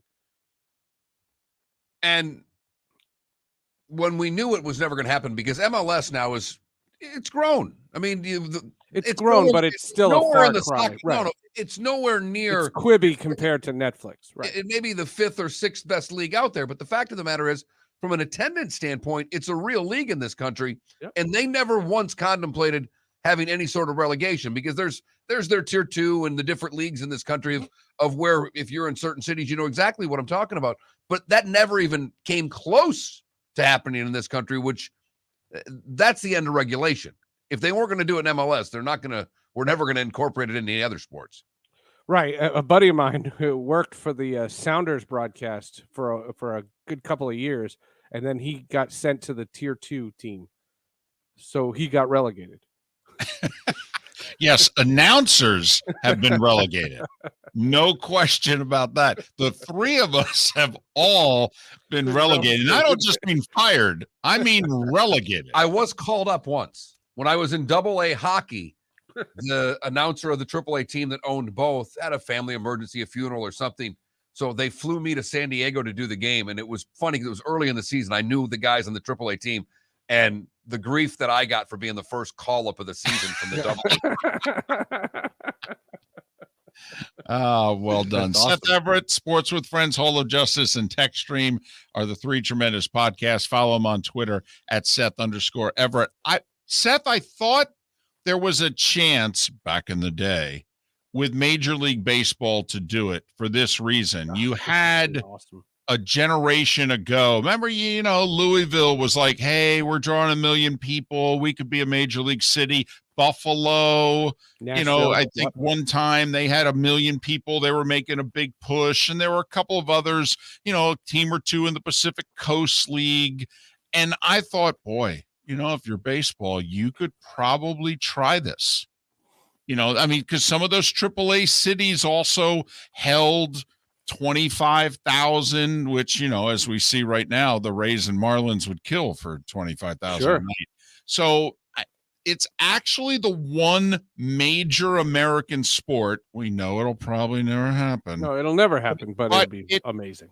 But yeah, especially when they go to quote unquote 32. Imagine, by the way, you pay $2 billion for the rights to have an expansion team, and then they change the rule and go, by the way, you can get relegated. Right. That doesn't mean you even get a shot to go up, because you got to go down and win the next. You have to win the championship of the second league. I had Ed Coleman, the longtime WFAN announcer, on Sports with Friends this week, and we talked about the division races and the division races in baseball. Take all the rhetoric that I've been screaming about for years. Nothing's changed in the sport, but you have divisions that are essentially over. It's Memorial Day. And this is the time when you finally look at the standings and the Mets have a 10.5 game lead. Now, the Met fan can say, yippee, hey, we're winning. Yeah, great. This is awesome. You're going to play 4 months of nothing. Now, you throw in the relegation conversation. What about the low tier teams in the NL East? The Orioles, the Mariners. You have The Royals. You have teams that are literally going to be playing for nothing. It's June 1st. And you have that, and it just, you have nothing going on. And in the Premier League season, you had brutal teams fighting for their lives. It was fantastic. It was. And I even watched a few of the matches, and I didn't watch any of the matches involving the elite teams. I only watched the 3 matches that I watched. I watched the teams that were fighting for literally their lives. Mark, I'm going to bang the drum for something I've only wanted to bang the drum for 25 years. But I think this season is screaming for it as much as any. Imagine if we split this Major League season in half. Well, David, I knew at some point you would go there, because right now we have the Texas Rangers, who are 500. Who are playing well, though, and the Texas would be like, you know what? You give us the second half, we could win that title. They're the only team in baseball that's 500 or better that wouldn't be in the playoffs. I mean, that's how bad the sport is from a standpoint of record-wise right now, because the White Sox lost their game beneath 500. Right. On the National League side, the Diamondbacks are a game beneath 500. I mean, but think about this baseball season. Well, that was my question, Seth. And I skip everything we've talked about. Yeah. Just you, as someone who's historically followed the sport, how many teams right now that are not in the playoffs do you actually expect to be in the playoffs when the season's over? Right, and what Ed Coleman's point was that it's ignorant to say, well, the Mets and Yankees are in first place, so the New Yorker doesn't care. Well, that's not true. The reality of it is if you're up by 15 games and it's July and it's 90 degrees and it's a Wednesday night, what is the hook? And I think back to 15 years ago when I was working for the league, and there were, in late August, early September, there would be, of the 15 games on the schedule that night, there would be 8, 9, 10 games that had playoff implications and good quality teams. And we would focus. And I remember getting in trouble with the commissioner's office because I thought that if 2 teams that were way out of it were playing each other, I didn't have to talk about it. I could ignore them. And they didn't want that. And but if you think about it this season, there's more games that have nothing to do with anything than the games that do. And I'm sorry, if you are one of the 5 good teams in the sport that happens to be winning right now, enjoy. But has this been a good season? And you think about, what's their hook going to be in the summer when they have the American sports fan largely to themselves outside of a touch of golf, a touch of tennis. 10 minutes until training camp. Right. Right. So it's not an ideal situation. All right. Sports with Friends, Hall of Justice and Tech Stream. What do you got? Well, Ed Coleman was recently honored by the New York Mets. He covered the team for over 20 years, did pre and post game for a number of years of those seasons, recently retired, and he was honored by the team. They gave him a jersey. He threw out the first pitch at Citi Field this weekend, and so we had him on Sports with Friends. It's a great guy. We don't rip the sport the entire time. I did ask him why he retired, and part of it is, the issues that I have with the sport. Part of that, he just said it wasn't fun anymore. Then we talked about his great years, covering all the managers that he did, Dallas Green, Bobby Valentine, Terry Collins, all of them.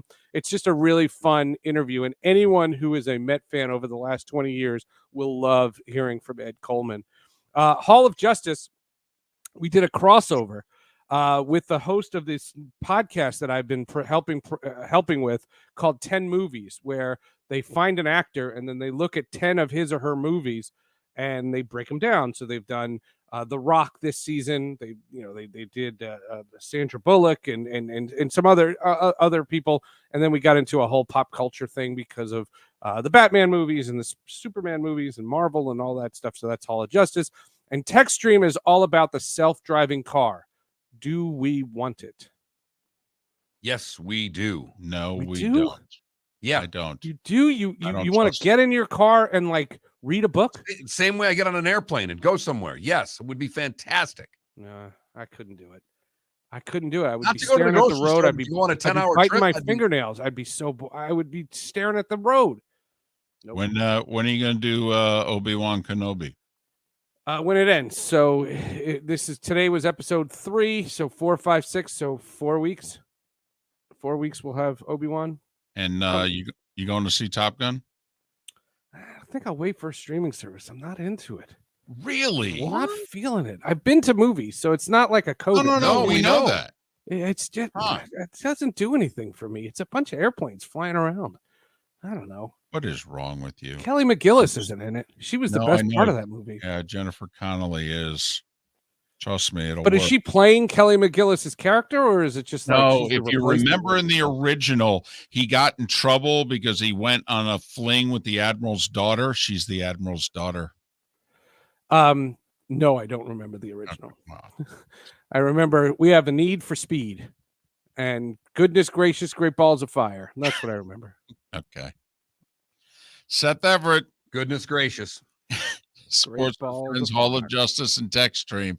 He's our balls of fire on this day. Follow him on Twitter at Seth_Everett. Seth, all the best to you and the family. Hope your wife's feeling better.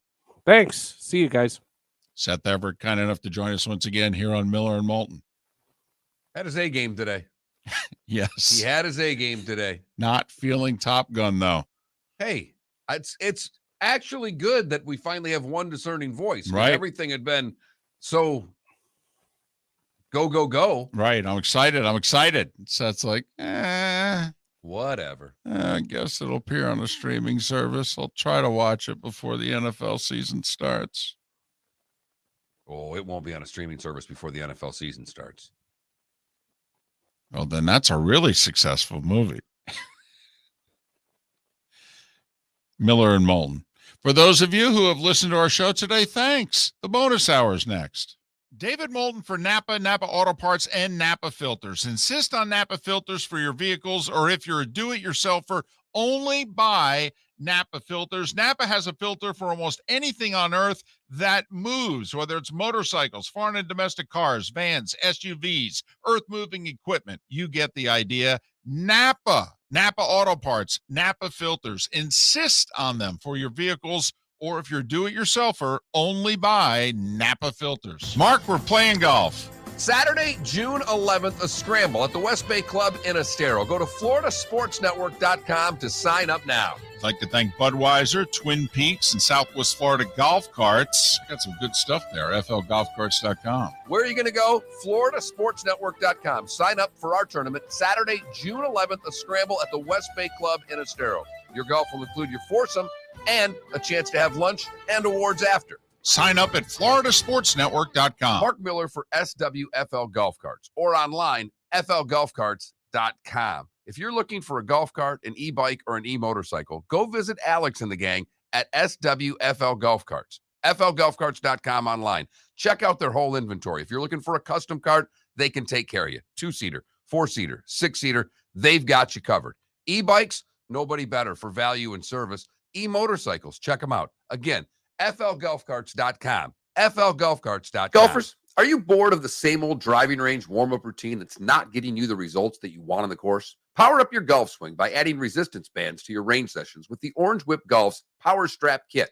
Featuring band attachments to your feet and hips, Power Strap resistance training will boost club head speed, increase power, improve flexibility, all with just a few swings. Buy a Power Strap Kit today. Go to orangewhipgolf.com and use code Miller10 to receive an additional 10% off the already great price of $119. Bring your big mouth to John Smith Subs and indulge in their overstuffed subs with the freshest quality ingredients. Enjoy our famous steak bomb with perfectly grilled marinated sirloin steak topped with provolone cheese, grilled onions, peppers, mushrooms, crispy bacon, juicy tomatoes, and creamy mayo. Boom! Made-to-order crispy fries can be paired with the Gator, the Cuban, the chicken bomb, or the Italian. Love local. Eat delicious with John Smith Subs. Find a John Smith Subs location near you today. David Moulton for Napa, Napa Auto Parts, and Napa Filters. Insist on Napa filters for your vehicles, or if you're a do-it-yourselfer, only buy Napa filters. Napa has a filter for almost anything on earth that moves, whether it's motorcycles, foreign and domestic cars, vans, SUVs, earth-moving equipment. You get the idea. Napa Auto Parts, Napa filters. Insist on them for your vehicles, or if you're a do-it-yourselfer, only buy Napa filters. You were listening to Miller and Moulton on the Florida Sports Network.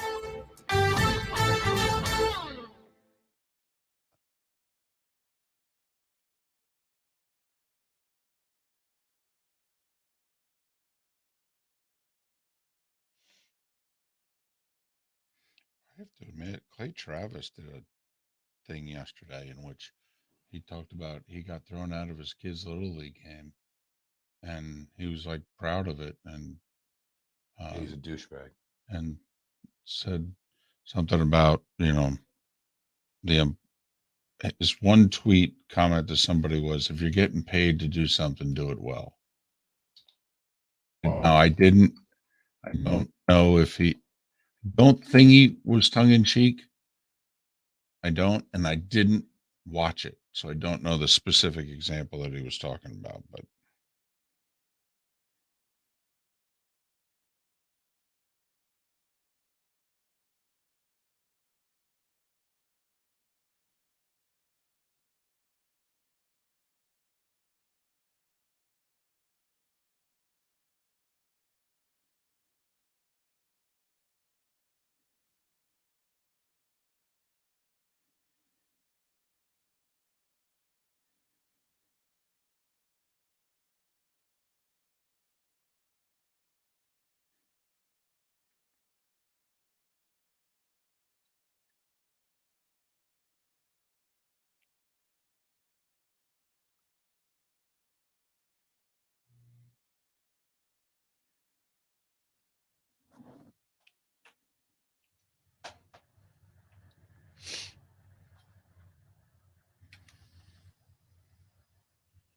Holy crap. Najee Harris now weighs 244 pounds. He bulked up. What a beast. Also, there was a bettor that bet $2,000 that Jameis Winston would Yeah, I lead saw that yesterday. $102,000 payout. Not bad.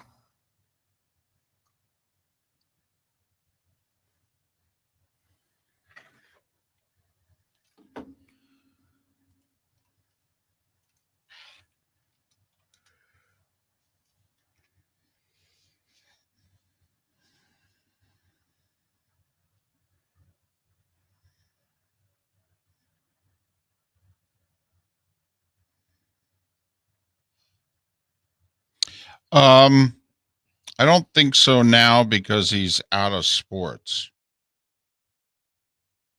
that Clay would do the show. I'd be very surprised. Even though he kind of still dabbles in it with Outkick and all that, but I don't think so.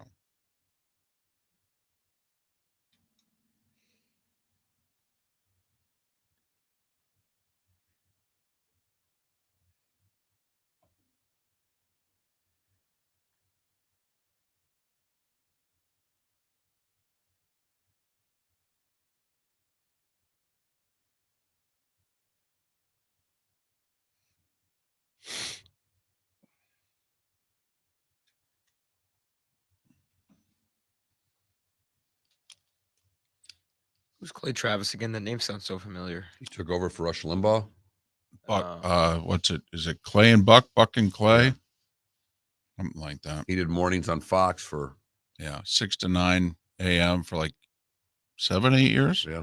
Gotcha. Come back.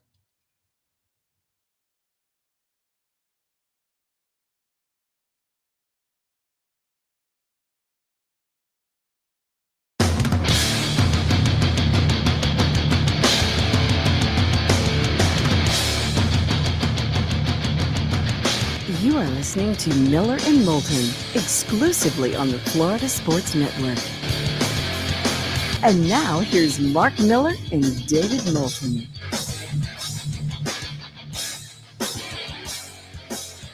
Top of the morning to you, the bonus hour, Miller and Moulton, the Florida Sports Network. Thanks so much for being with us on this hump day, the 1st of June. A lot going on in the sports world. Finally, some golfers are actually committed to play in this LIV Golf Series. Deshaun Watson faces another lawsuit. The SEC Media Days, where they're keeping Nick and Jimbo as far away from one another as possible. Riveting hockey last night. Should be riveting hockey of a different sort tonight.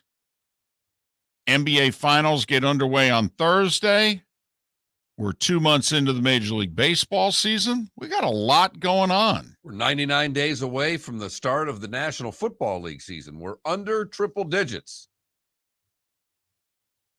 But you mentioned the SEC spring meetings got underway yesterday, and one of the things that came out of the meetings, although nothing is really official yet, but there is talk that they're scheduling, whatever they're doing going forward, that we could know by the end of these meetings whether or not they go to a 9-game conference schedule or try to remain with 8, which has worked for them very well. But with the addition of Texas and Oklahoma, most believe they're going to go to a 9-game regular season schedule. And are they going to go with the 3 rivalry games is what most of the reports are. And I'm just curious, Gator fan, okay, that's Georgia. You keeping LSU? And who's the third? Don't you think the games would be Georgia, Tennessee, and then they would decide between LSU and Auburn? Because there's no guarantee, like if they go to these 4-14 pods, I mean, Georgia, Tennessee, it's possible they're not in your pod. Now, it's likely that they are. But I think they're going to end up going to 9, not because they want to. But I do think at some point the 4-letter network gets a voice. Because you do know you're getting about $500 million a year out of us between the 3:30 game and then the SEC network and all the money that you're making. I mean, for $500-600 million a year, could you give us a few more conference games, please? Well, they certainly don't care about the booster and the season ticket holder because they would have done this a long time ago had it been in the benefit of that group. And they get screwed. I mean, Yep. You're a Florida season ticket holder.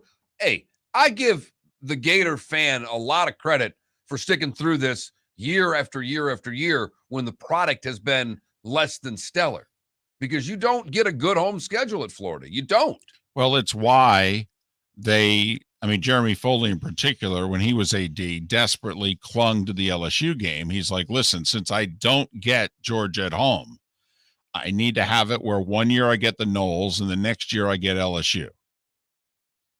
And it was important to him because Tennessee was falling off the cliff. So it used to be one year you got Florida State, the next year you got Tennessee. But when Tennessee faltered and LSU rose up, he was like, well, then I can have the centerpiece to my season ticket package. Because A&M is going to get screwed in this 4-team thing. They're going to be with Texas and Oklahoma. There's just no two ways about it. I don't know. And probably Arkansas.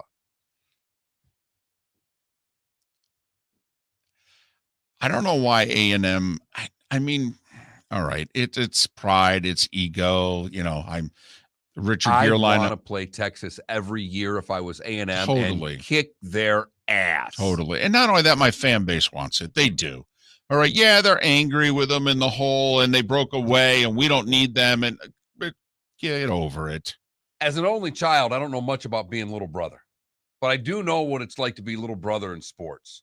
And Michigan State's had a nice little run against the University of Michigan here in the last decade. And I know Michigan kicked 15 their ass. years, yeah. Michigan kicked their ass last year. I get it. But by and large, or not, no, they didn't. Actually, Sparty got them last year. 2 years ago, they kicked their ass pretty good. But if you're A&M, you've always kind of had that little brother mentality. Yeah. But you're better right now. You're not always going to be better.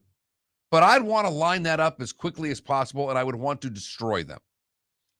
I just also think it goes back to something you said a couple of moments ago about, the fan not mattering. And we haven't. And we know that. We don't like it, but we know that. And we're suckers to a degree. But I mean, come on, if you're a Texas A&M fan, don't you have to give your fans what they want? And they do want to play Texas because they want to beat Texas.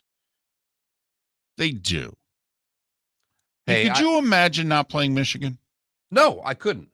I mean, honestly, even if there's a 10-year thing, I don't know, something happens, you leave. You go to the ACC or whatever, and for 10 years you don't play Michigan. And then there's an opportunity for you you're back together again. You're in the same room, and you're not going to play them?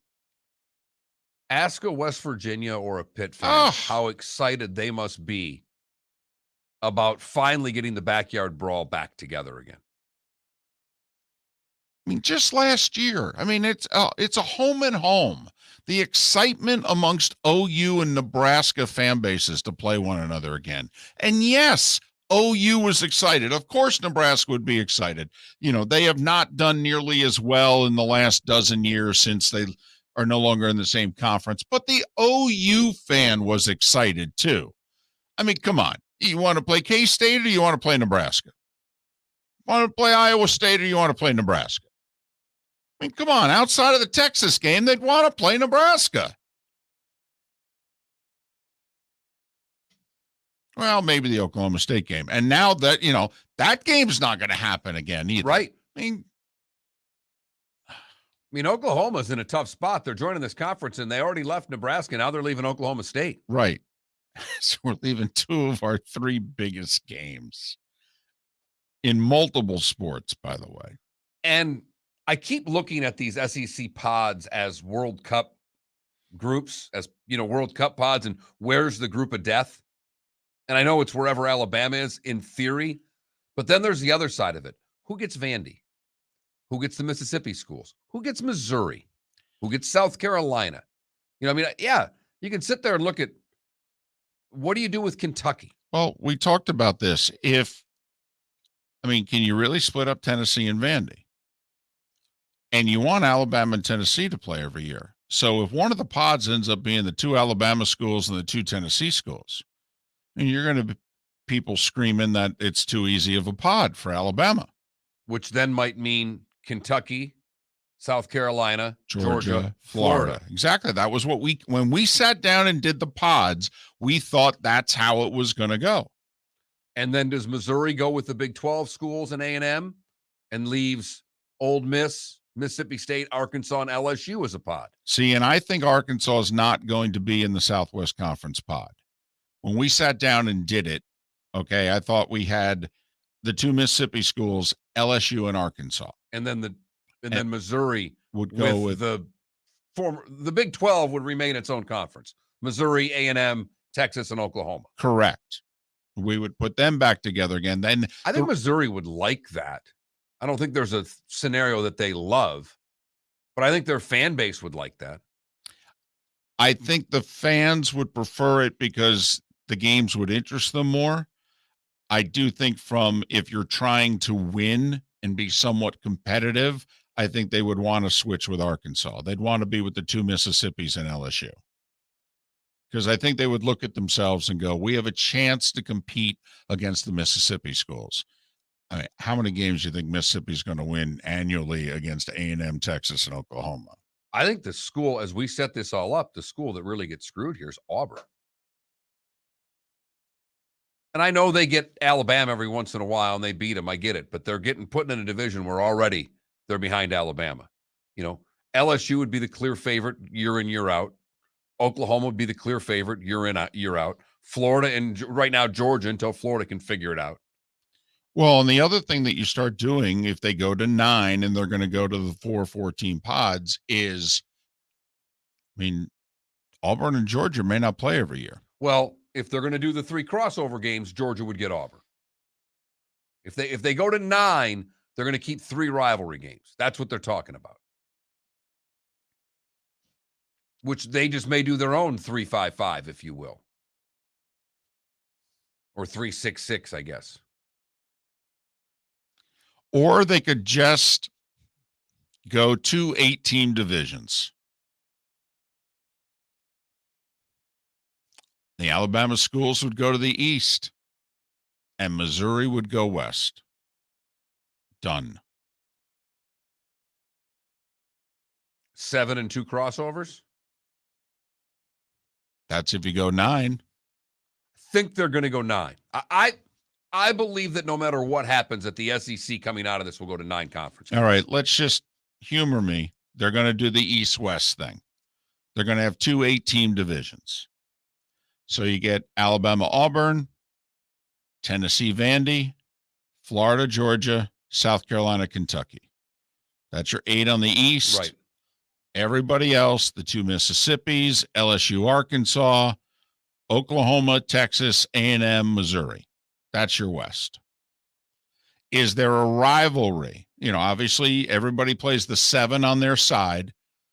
Is there a rivalry that we're in danger of losing here if they split it in half? Florida, LSU, but I don't look at that as a... Well, you got to have at least one. Because you're playing 7 on a side, so you're deciding whether you're going to play 8 conference games or 9. But if you play 9 conference games, you're going to get everybody, every 4 years, you'll see everybody.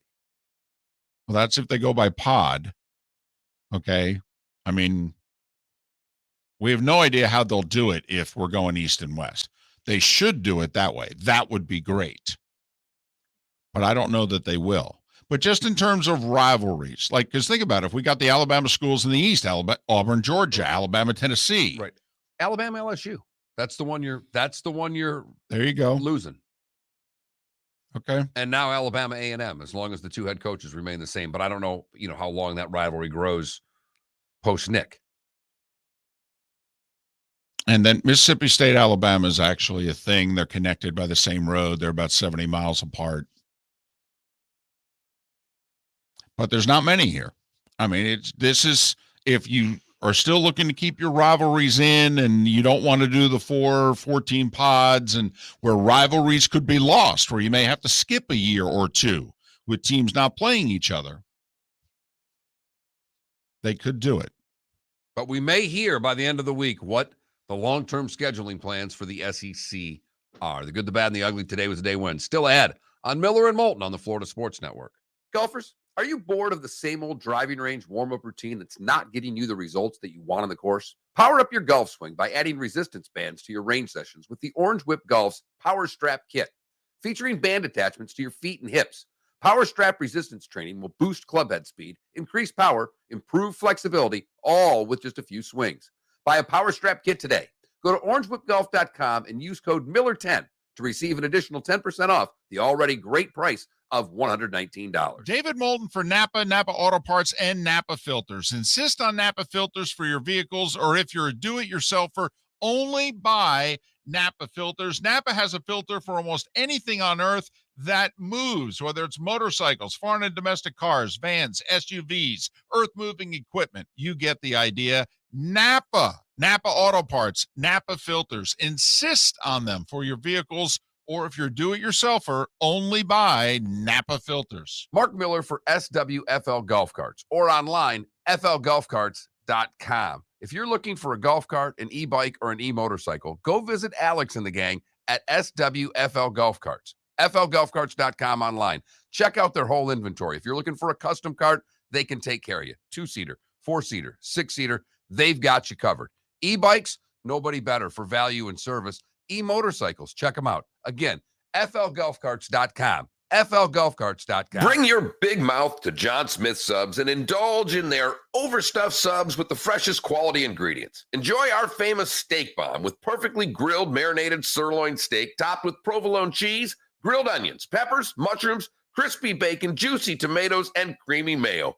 Boom! Made-to-order crispy fries can be paired with the Gator, the Cuban, the chicken bomb, or the Italian. Love local. Eat delicious with John Smith Subs. Find a John Smith Subs location near you today. You are listening to Miller and Moulton on the Florida Sports Network.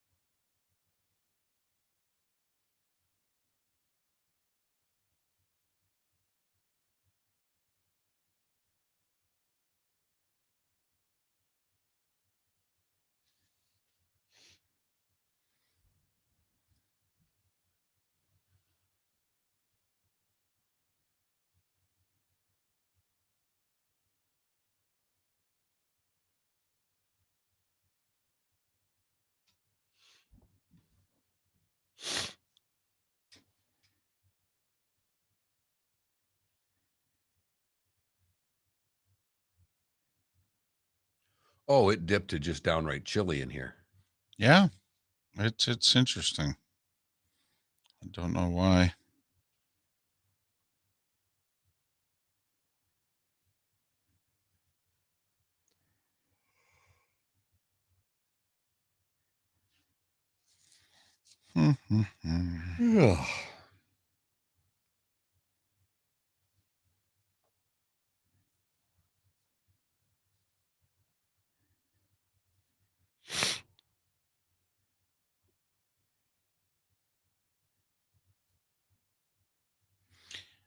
Yeah. Did you see the Stanley Cup commercial last night in which they got the guys passing the cup Yes. and Crosby passes it to Ovechkin? Or as Craig Wyshynski says, okay, we present a crime.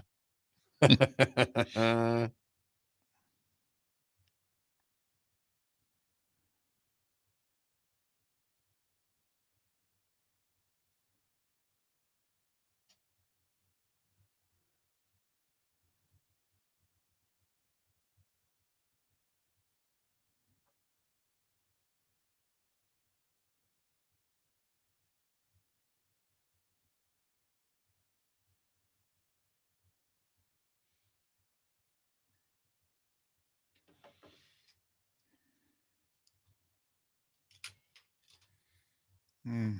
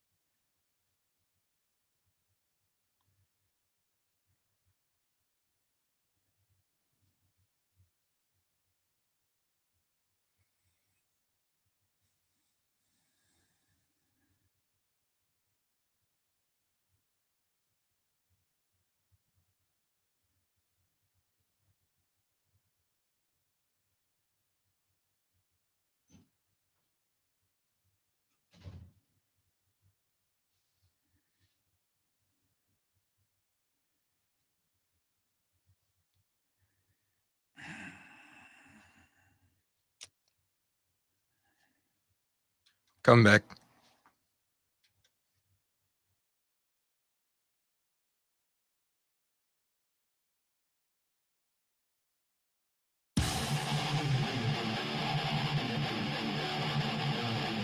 You're listening to Miller and Moulton, exclusively on the Florida Sports Network.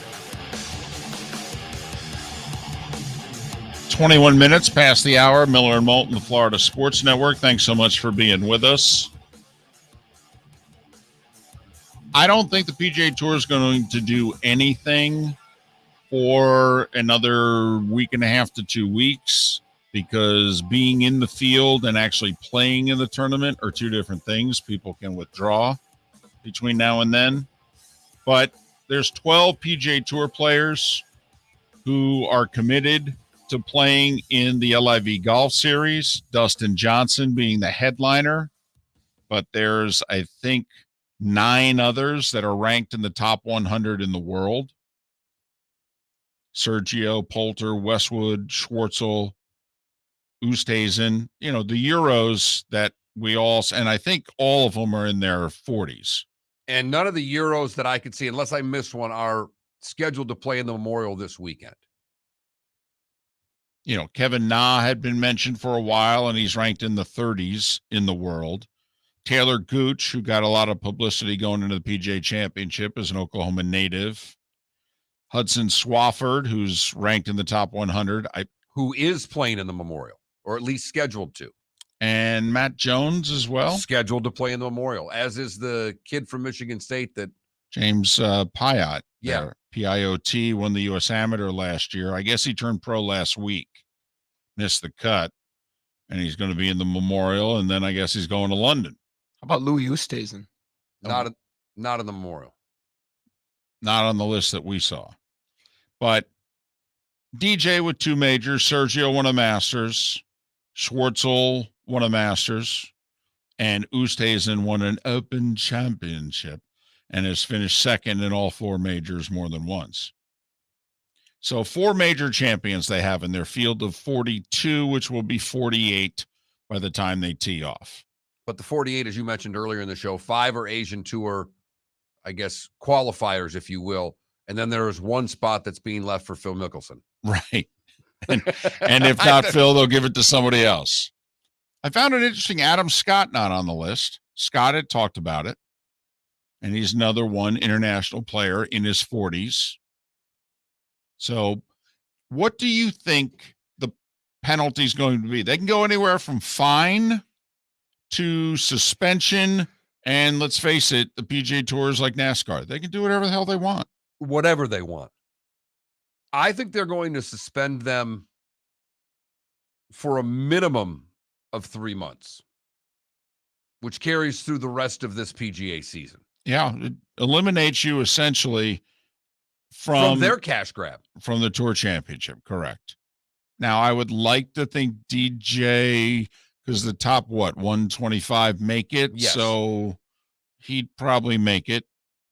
I don't even know if he'd have to get a result to be in the top 70 and make the second cash grab. So you're thinking at least a 3-month suspension for all of them. That's my initial thought was they were going to kick him off the tour for the rest of the year, essentially. Fair enough. I don't disagree. I think they go heavy-handed as opposed to light. And I think the reason that some, like Ricky Fowler, like Adam Scott, and others are sitting back and watching is I think they're waiting to see what the penalty is. And if they can get away with even a 1-week slap on the wrist, I mean, let's be honest, this $255 million that this tour is offering in 8 events. That's basically $32 million an event on average. And there's appearance fees. I mean, there's a chance to make real coin here. You could sneak away if the penalty's light. You could sneak away and play 1 or 2 of these suckers, especially if you're struggling like Ricky Fowler, who's like 180 in the world now and doesn't have regular status on tour. I mean, 1 or 2 of these cash grabs goes a long way. I agree with you that there are players that are waiting to see what the punishment is. Because what's the where are you going to go if you're the LIV tour? You're going to now tell Ricky Fowler you can't join my tour because you didn't come week 1? No way. They need players. They need names. So anybody who's waiting and thinking about deciding, they're fine with Norman's group. So I get that 100%. And it's why, if you're the PGA Tour, you've got to be heavy-handed in your suspension because you're not going to let 20 other players go to the next event. I mean, I wonder if 3 months is enough. I think the problem, though, with going 6 is a lot of these guys don't play October, November, December golf anyway. And I might go 4 just to keep them out of the playoff. Like once you made the point about Dustin Johnson, it might be 3 months and you're excluded from the FedEx Cup playoffs, period. Fair enough. You want to come back on our tour in 2020, the 2023 season, if you will. Right, in October of 22. All right, we'll do that. There's 8 events on this tour, 5 of them in the States. After London, which tees off a week from tomorrow. And remember, these tournaments are 54 holes. There's no cuts. So actually tees off a week from... No. It's just it's a Thursday through Saturday event because they want to give people the extra day travel to get to the U.S. Open. After they play in a scramble where they're going to make millions of dollars. Right. It's the 9th through the 11th. So it's a Thursday through Saturday event. Still no word on where this tournament is going to be televised, streaming service or what have you.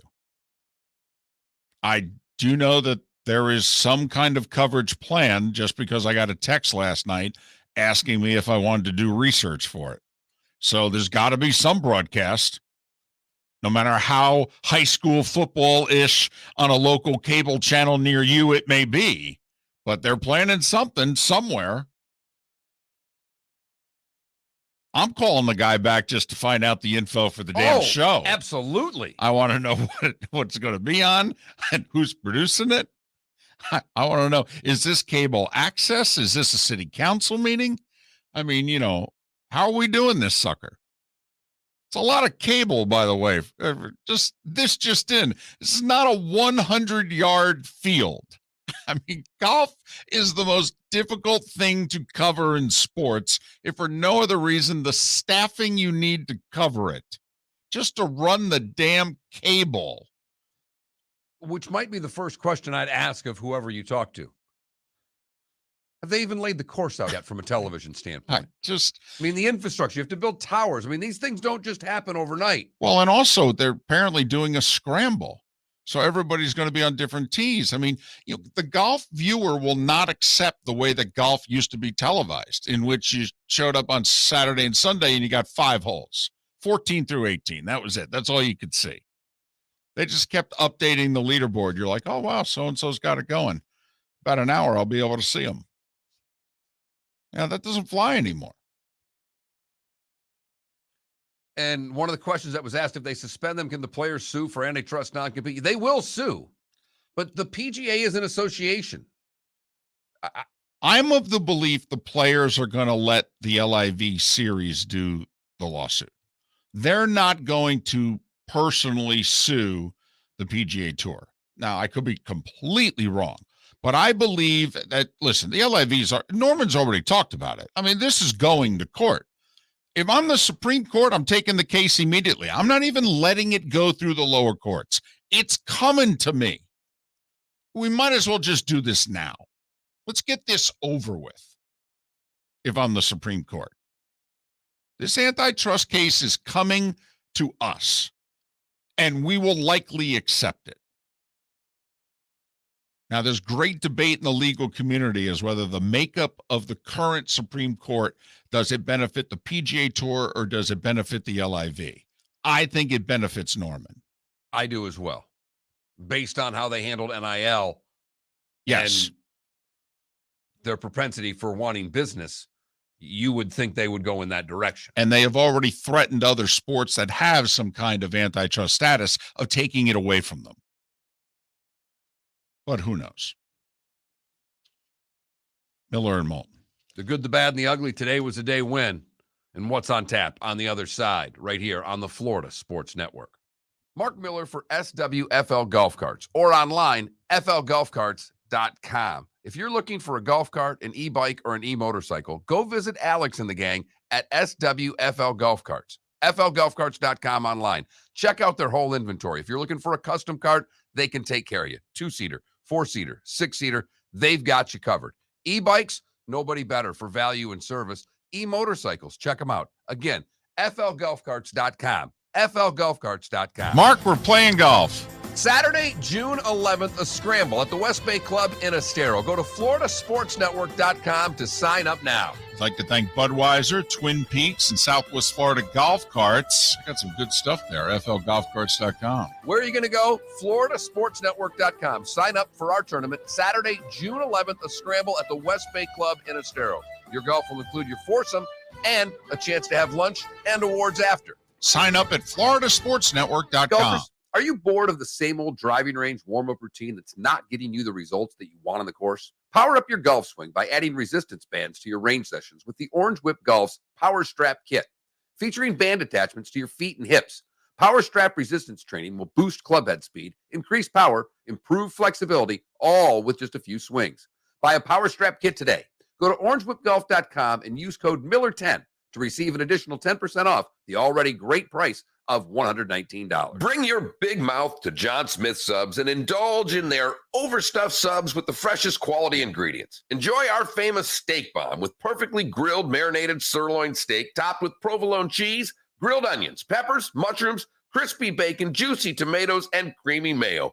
Boom! Made-to-order crispy fries can be paired with the Gator, the Cuban, the Chicken Bomb, or the Italian. Love local. Eat delicious with John Smith Subs. Find a John Smith Subs location near you today. You are listening to Miller and Moulton on the Florida Sports Network.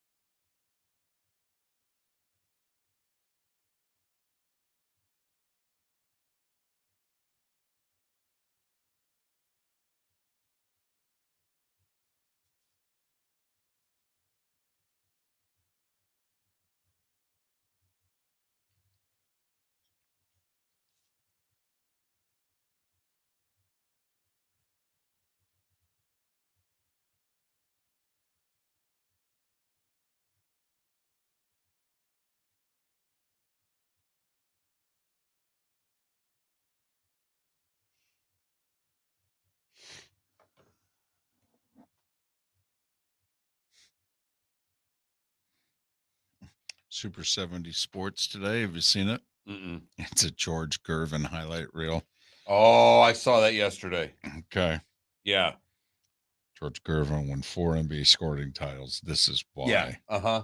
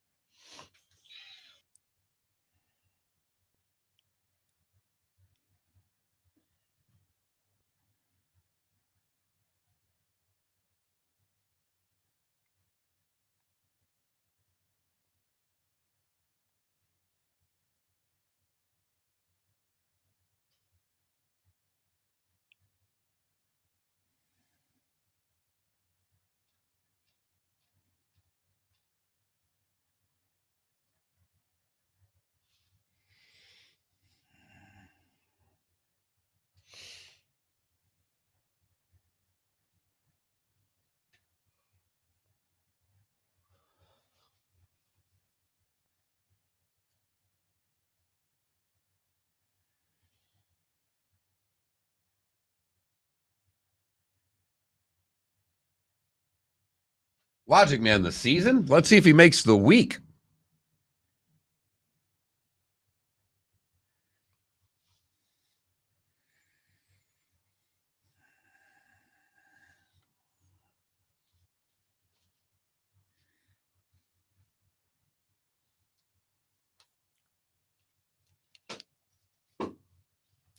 Who couldn't play with today's players? Steinbrenner? Seriously? He'd pay him great and treat him well.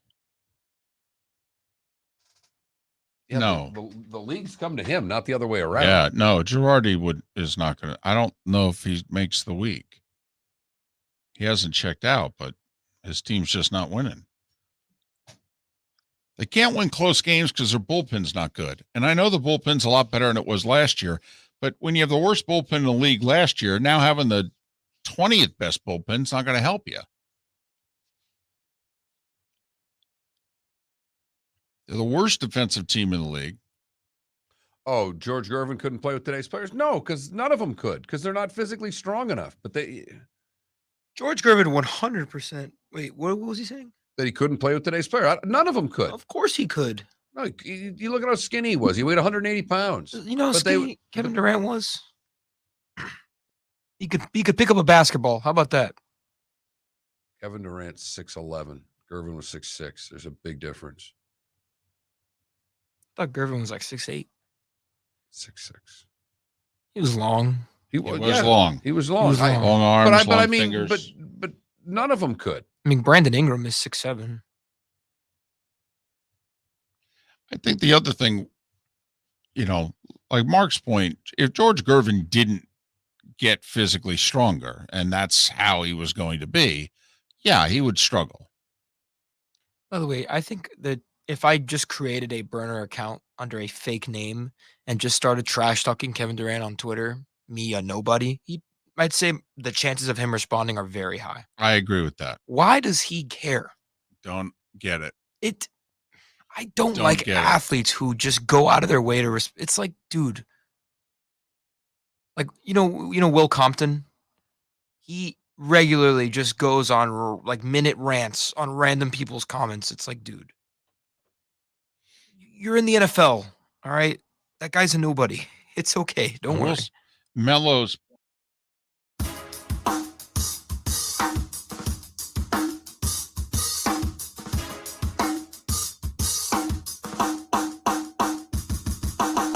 Welcome back to Miller and Moulton, only on the Florida Sports Network.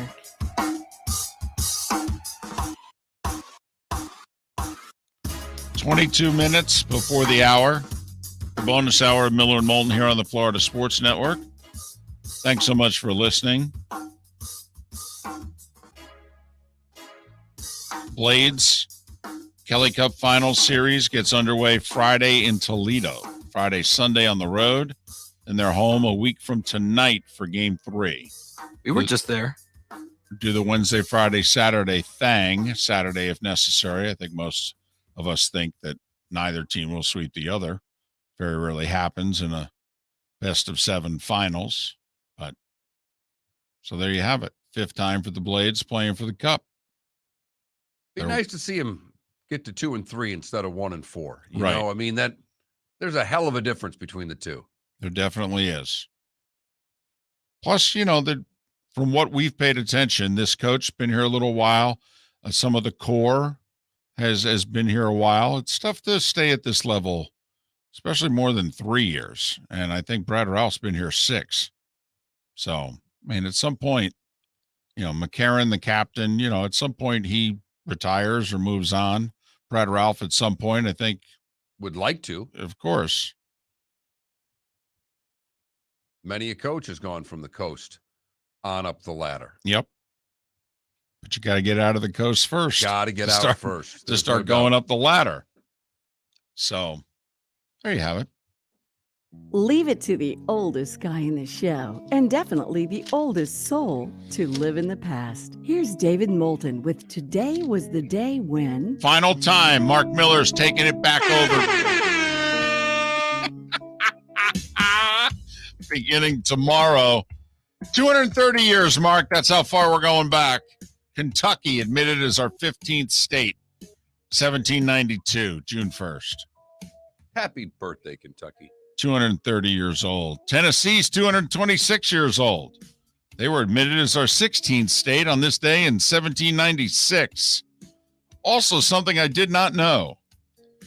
The last of the British troops leaves the U.S. on this day in 1796. Wait a minute. Thought we did that whole Yorktown thing in like 1781 or 3. I mean, what were you guys hanging around for? Is this like us in the Panama Canal? I mean, what's going on? Happy 214th birthday to Ohio University in Athens, Ohio. It was founded on this day in 1808. And Mark, it was the first land grant school in the U.S. 1862, Robert E. Lee takes over running the Confederate troops. Joe Johnston was their leader. He was wounded. So, picked the wrong team, dude. Well, he definitely You did picked that. the wrong team. But, he got a county named after him. He had a few, actually, so he's got that going for him, which is nice. Thomas Edison gets his first patent on this day in 1869. It was an electric vote recorder. Could have used that recently. We'll leave that alone. Digress. They could use that in Pennsylvania right now. 1880, first payphones are installed. Guess the city. New York. New Haven, Connecticut. Oh, had to order pizzas. 1917, first baseman Hank Gowdy of the Boston Braves leaves the Braves to enlist in World War I. And he goes down in history as the only major league player to fight in both World War I and World War II. Hank Gowdy of the Boston Braves. It was on June 1st in 1925, Mark. Lou Gehrig pinch hit in his first major league appearance and begins his streak of 2,130 consecutive games. He did not pinch hit for Wally Pipp. Pinch hit for a different player. But he started getting his regular playing time at the expense of Wally Pipp. And that's how you get Wally pipped. 1939, first boxing match that was televised in the United States. Yankee Stadium, heavyweight bout. Max Baer, Lou Nova. Not a championship fight either. Is this on that Dunlop network or whatever? That I don't know. But Nova with a TKO in 11 over former champion Max Baer. Simon and Garfunkel's Mrs. Robinson from the Graduate soundtrack hits number 1. Also makes history, Mark. First rock song to win a Grammy for Record of the Year. Okay. So what do you think they were doing? Were they doing country? Were they doing they were just doing folk? pop. Pop? Just Okay. pop. All right. 1973, McCartney and Wings released Live and Let Die. On this day in 1975, Nolan Ryan threw his 4th no-hitter as a member of the California Angels, beat the Orioles 1-0. His 4th no-hitter tied him with Koufax for, at the time, most no-hitters in Major League Baseball history. He would go on to throw 7 of them. So on this day in 1979, the first Seattle Pro Sports Championship, unless you're going to count that Seattle hockey team that won the quote-unquote cup in like 1915 or whatever. But the Supersonics win their only NBA title, Mark.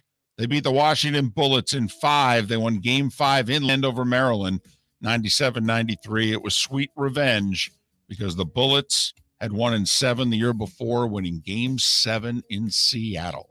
They have Dale Ellis on that team? Oh, No, boy. sir. No. Lonnie Shelton, Jack Sikma, Jack Sigma. Dennis Johnson. DJ. All right. Look at Lenny Wilkins as head coach. Some big afros in the league at the time. And those Supersonics jerseys were very green. Yes, they were. They were bright. CNN debuted on this day in 1980. June 1st, 1980, the premiere of the cable news network. Changed television. Whether you watch them now or not, you did at one point, and they changed television. Penguins go back-to-back, winning the Cup in 1992, beating the Blackhawks 30 years ago today. Jack Kevorkian released from prison. He served 8 years of his 10 to 25-year sentence for second-degree murder when he assisted someone in their suicide. GM filed for bankruptcy on this day in 2009. They paid it all back with interest. Probably one of the best things the government ever did. If you could be anti-government, okay, but think about that company goes under without the bailout, and they paid it all back with interest. Yeah, they screwed a lot of their employees. No, I don't doubt it And at all. one being my father. So Right. you can speak as Okay. eloquently as you want about this, but GM screwed a lot of people by going bankrupt. A lot of people. They did. They would have screwed them more, though, if they'd gone under. 10 years ago today, the first no-hitter in Mets history. They had been around 50 years. Johan Santana, 134 pitches. They beat St. Louis 8-0. Santana would throw 49 more innings in his career and be done. He was on a pitch limit. He was coming off shoulder surgery from the year before when he missed the entire season. He was not to throw more than 115 pitches in a game. But the Mets had never had a no-hitter. Their manager did not know that. Dan Warthen, the pitching coach, said to Terry Collins, like the 6th inning, we've never had a no-hitter, right? Collins like, what are you talking about? He goes, 50 years. This franchise never had a no-hitter. Collins left him in. 134 pitches. He threw 49 more innings in his career, and that was it. The United States, this was President Trump's decision, We withdrew from the Paris Climate Accords 5 years ago today. And Andy Ruiz 3 years ago shocks Anthony Joshua in 7 to win the IBF and WBA heavyweight titles. Alan Amici, Marilyn Monroe, Andy Griffith, and Brigham Young, all born on this day. Could you get two people any more different than Marilyn Monroe and Andy Griffith? And they were both born on the same day, June 1st, 1926. That is polar opposites, to say the very least. Tom Sneva is 74 years old. Paul Coffey is 61. Rutgers football coach Greg Schiano is 56. Tony Bennett, the Virginia basketball coach, is 53. Alexi Lawless, 52. Our buddy Derek Lowe is 49 today. Santana Moss, 43. And 7-time Grand Slam champion Justine Henin is just 40 today. The big birthday today, though, Morgan Freeman's 85. Alanis Morissette's 48. Yes. Heidi Klum is 49. Again, yes. Ronnie Wood is 75. No. Pat Boone's 88. Lisa Hartman Black is 66. And Abby from Ray Donovan, don't lie to me, Ray. Don't you lie to me, Ray. Paula Malcolmson is 52. And that is today was the day. One little omission, Brandy Carlisle, the very talented singer, 41 years old today. I got one. And of course, it's the NBA. A year ago today, Damian Lillard hit an NBA playoff record, 12 three-pointers. He shot 12 for 17 from three. Scored 55 points, had 10 assists in a loss. He also had a career-high 3 blocks in that game. All that for a loss. This is you beginning tomorrow. This is you're going to have to deal with them. Time now for... You've heard folks elsewhere mock Florida is gonna Florida. Well, Mark Miller sees it differently. He calls it the good, the bad, and the ugly. What you got, Mark? Well, today is the start of hurricane season, and I don't know if it's really a good, but these are some facts that come from AAA. That 1 in 4 Floridians would ignore hurricane evacuation warnings. 60% would leave for a Category 3 or stronger. And it also found that 1 in 3 of you don't have any idea what you're going to do if a hurricane comes. Does that surprise anybody that lives here? Hope for the best. Beer store open? Waffle House open? There you go. We're good. All good. For the bad, we go to Yellowstone, where an Ohio woman thought it would be cool to walk up to a bison. You'll never guess what happened, David. It went all bison. It went all bison, throwing the woman from the boardwalk 10 feet into the air. She sustained a puncture wound and other injuries, was transported to the Eastern Idaho Regional Medical Center. She will be fined, but she is an idiot. Probably will get fined as well. She's lucky. They are big and they are nasty, smelly. They can hurt you. Also delicious. Yes. Well, there is that. Finally, the ugly. We go to Evansville, Indiana, where Jordan Mattingly was arrested for DUI after calls started coming in to 911 at around 4:40 in the afternoon on Monday. Witnesses said he hit a median. It caused a flat tire in the car to smoke, but he kept driving. Other callers say the driver was all over the road, now missing a front tire. He eventually stopped at a car dealership and appeared super drunk. It was at that point that the 30-year-old would try to sell his SUV to the car dealership. He didn't get out of the DUI. He blew a .291 and still is responsible for the car that he'd crashed all over the road. Inside the SUV, they found 4 Loco cans and a can of White Claw. There are no laws when you got on the claws, David. And that... You did not. Yes, he did. He went there. He went there. What are you, a 2020 sorority girl. I think he just was using the expression. He wasn't saying he was going to consume it. I'm guessing you're a mango White Claw drinker. I don't drink White Claws. Uh-huh. I'm a Listen, man. I drink beer. Back in the day, how many Zimas do you think he would have had? I think he'd have been a Bartles and James guy, if you want to know the truth. He looks like a wine cooler to me. And that's the good, the bad, and the ugly. On today, June 1st, Mom's birthday. Happy birthday, Mom, 2020. I do like wine, though, I would say. That's it. There you go. Game 1 in New York. Lightning and Rangers. Lightning a slight favorite at -130. This would be the only game I would bet the Rangers in the whole series. I'd stay away, but I like where your head's at for this one. I want to get a gauge of this series. It's difficult for me to imagine they will pick up where they left off. And the Rangers are obviously sharper because they've played 4 times since the Lightning have last played. Tampa in 6, by the way. But I like the Rangers tonight. And I think there's a chance this is a 1-1, 2-2 series. A chance.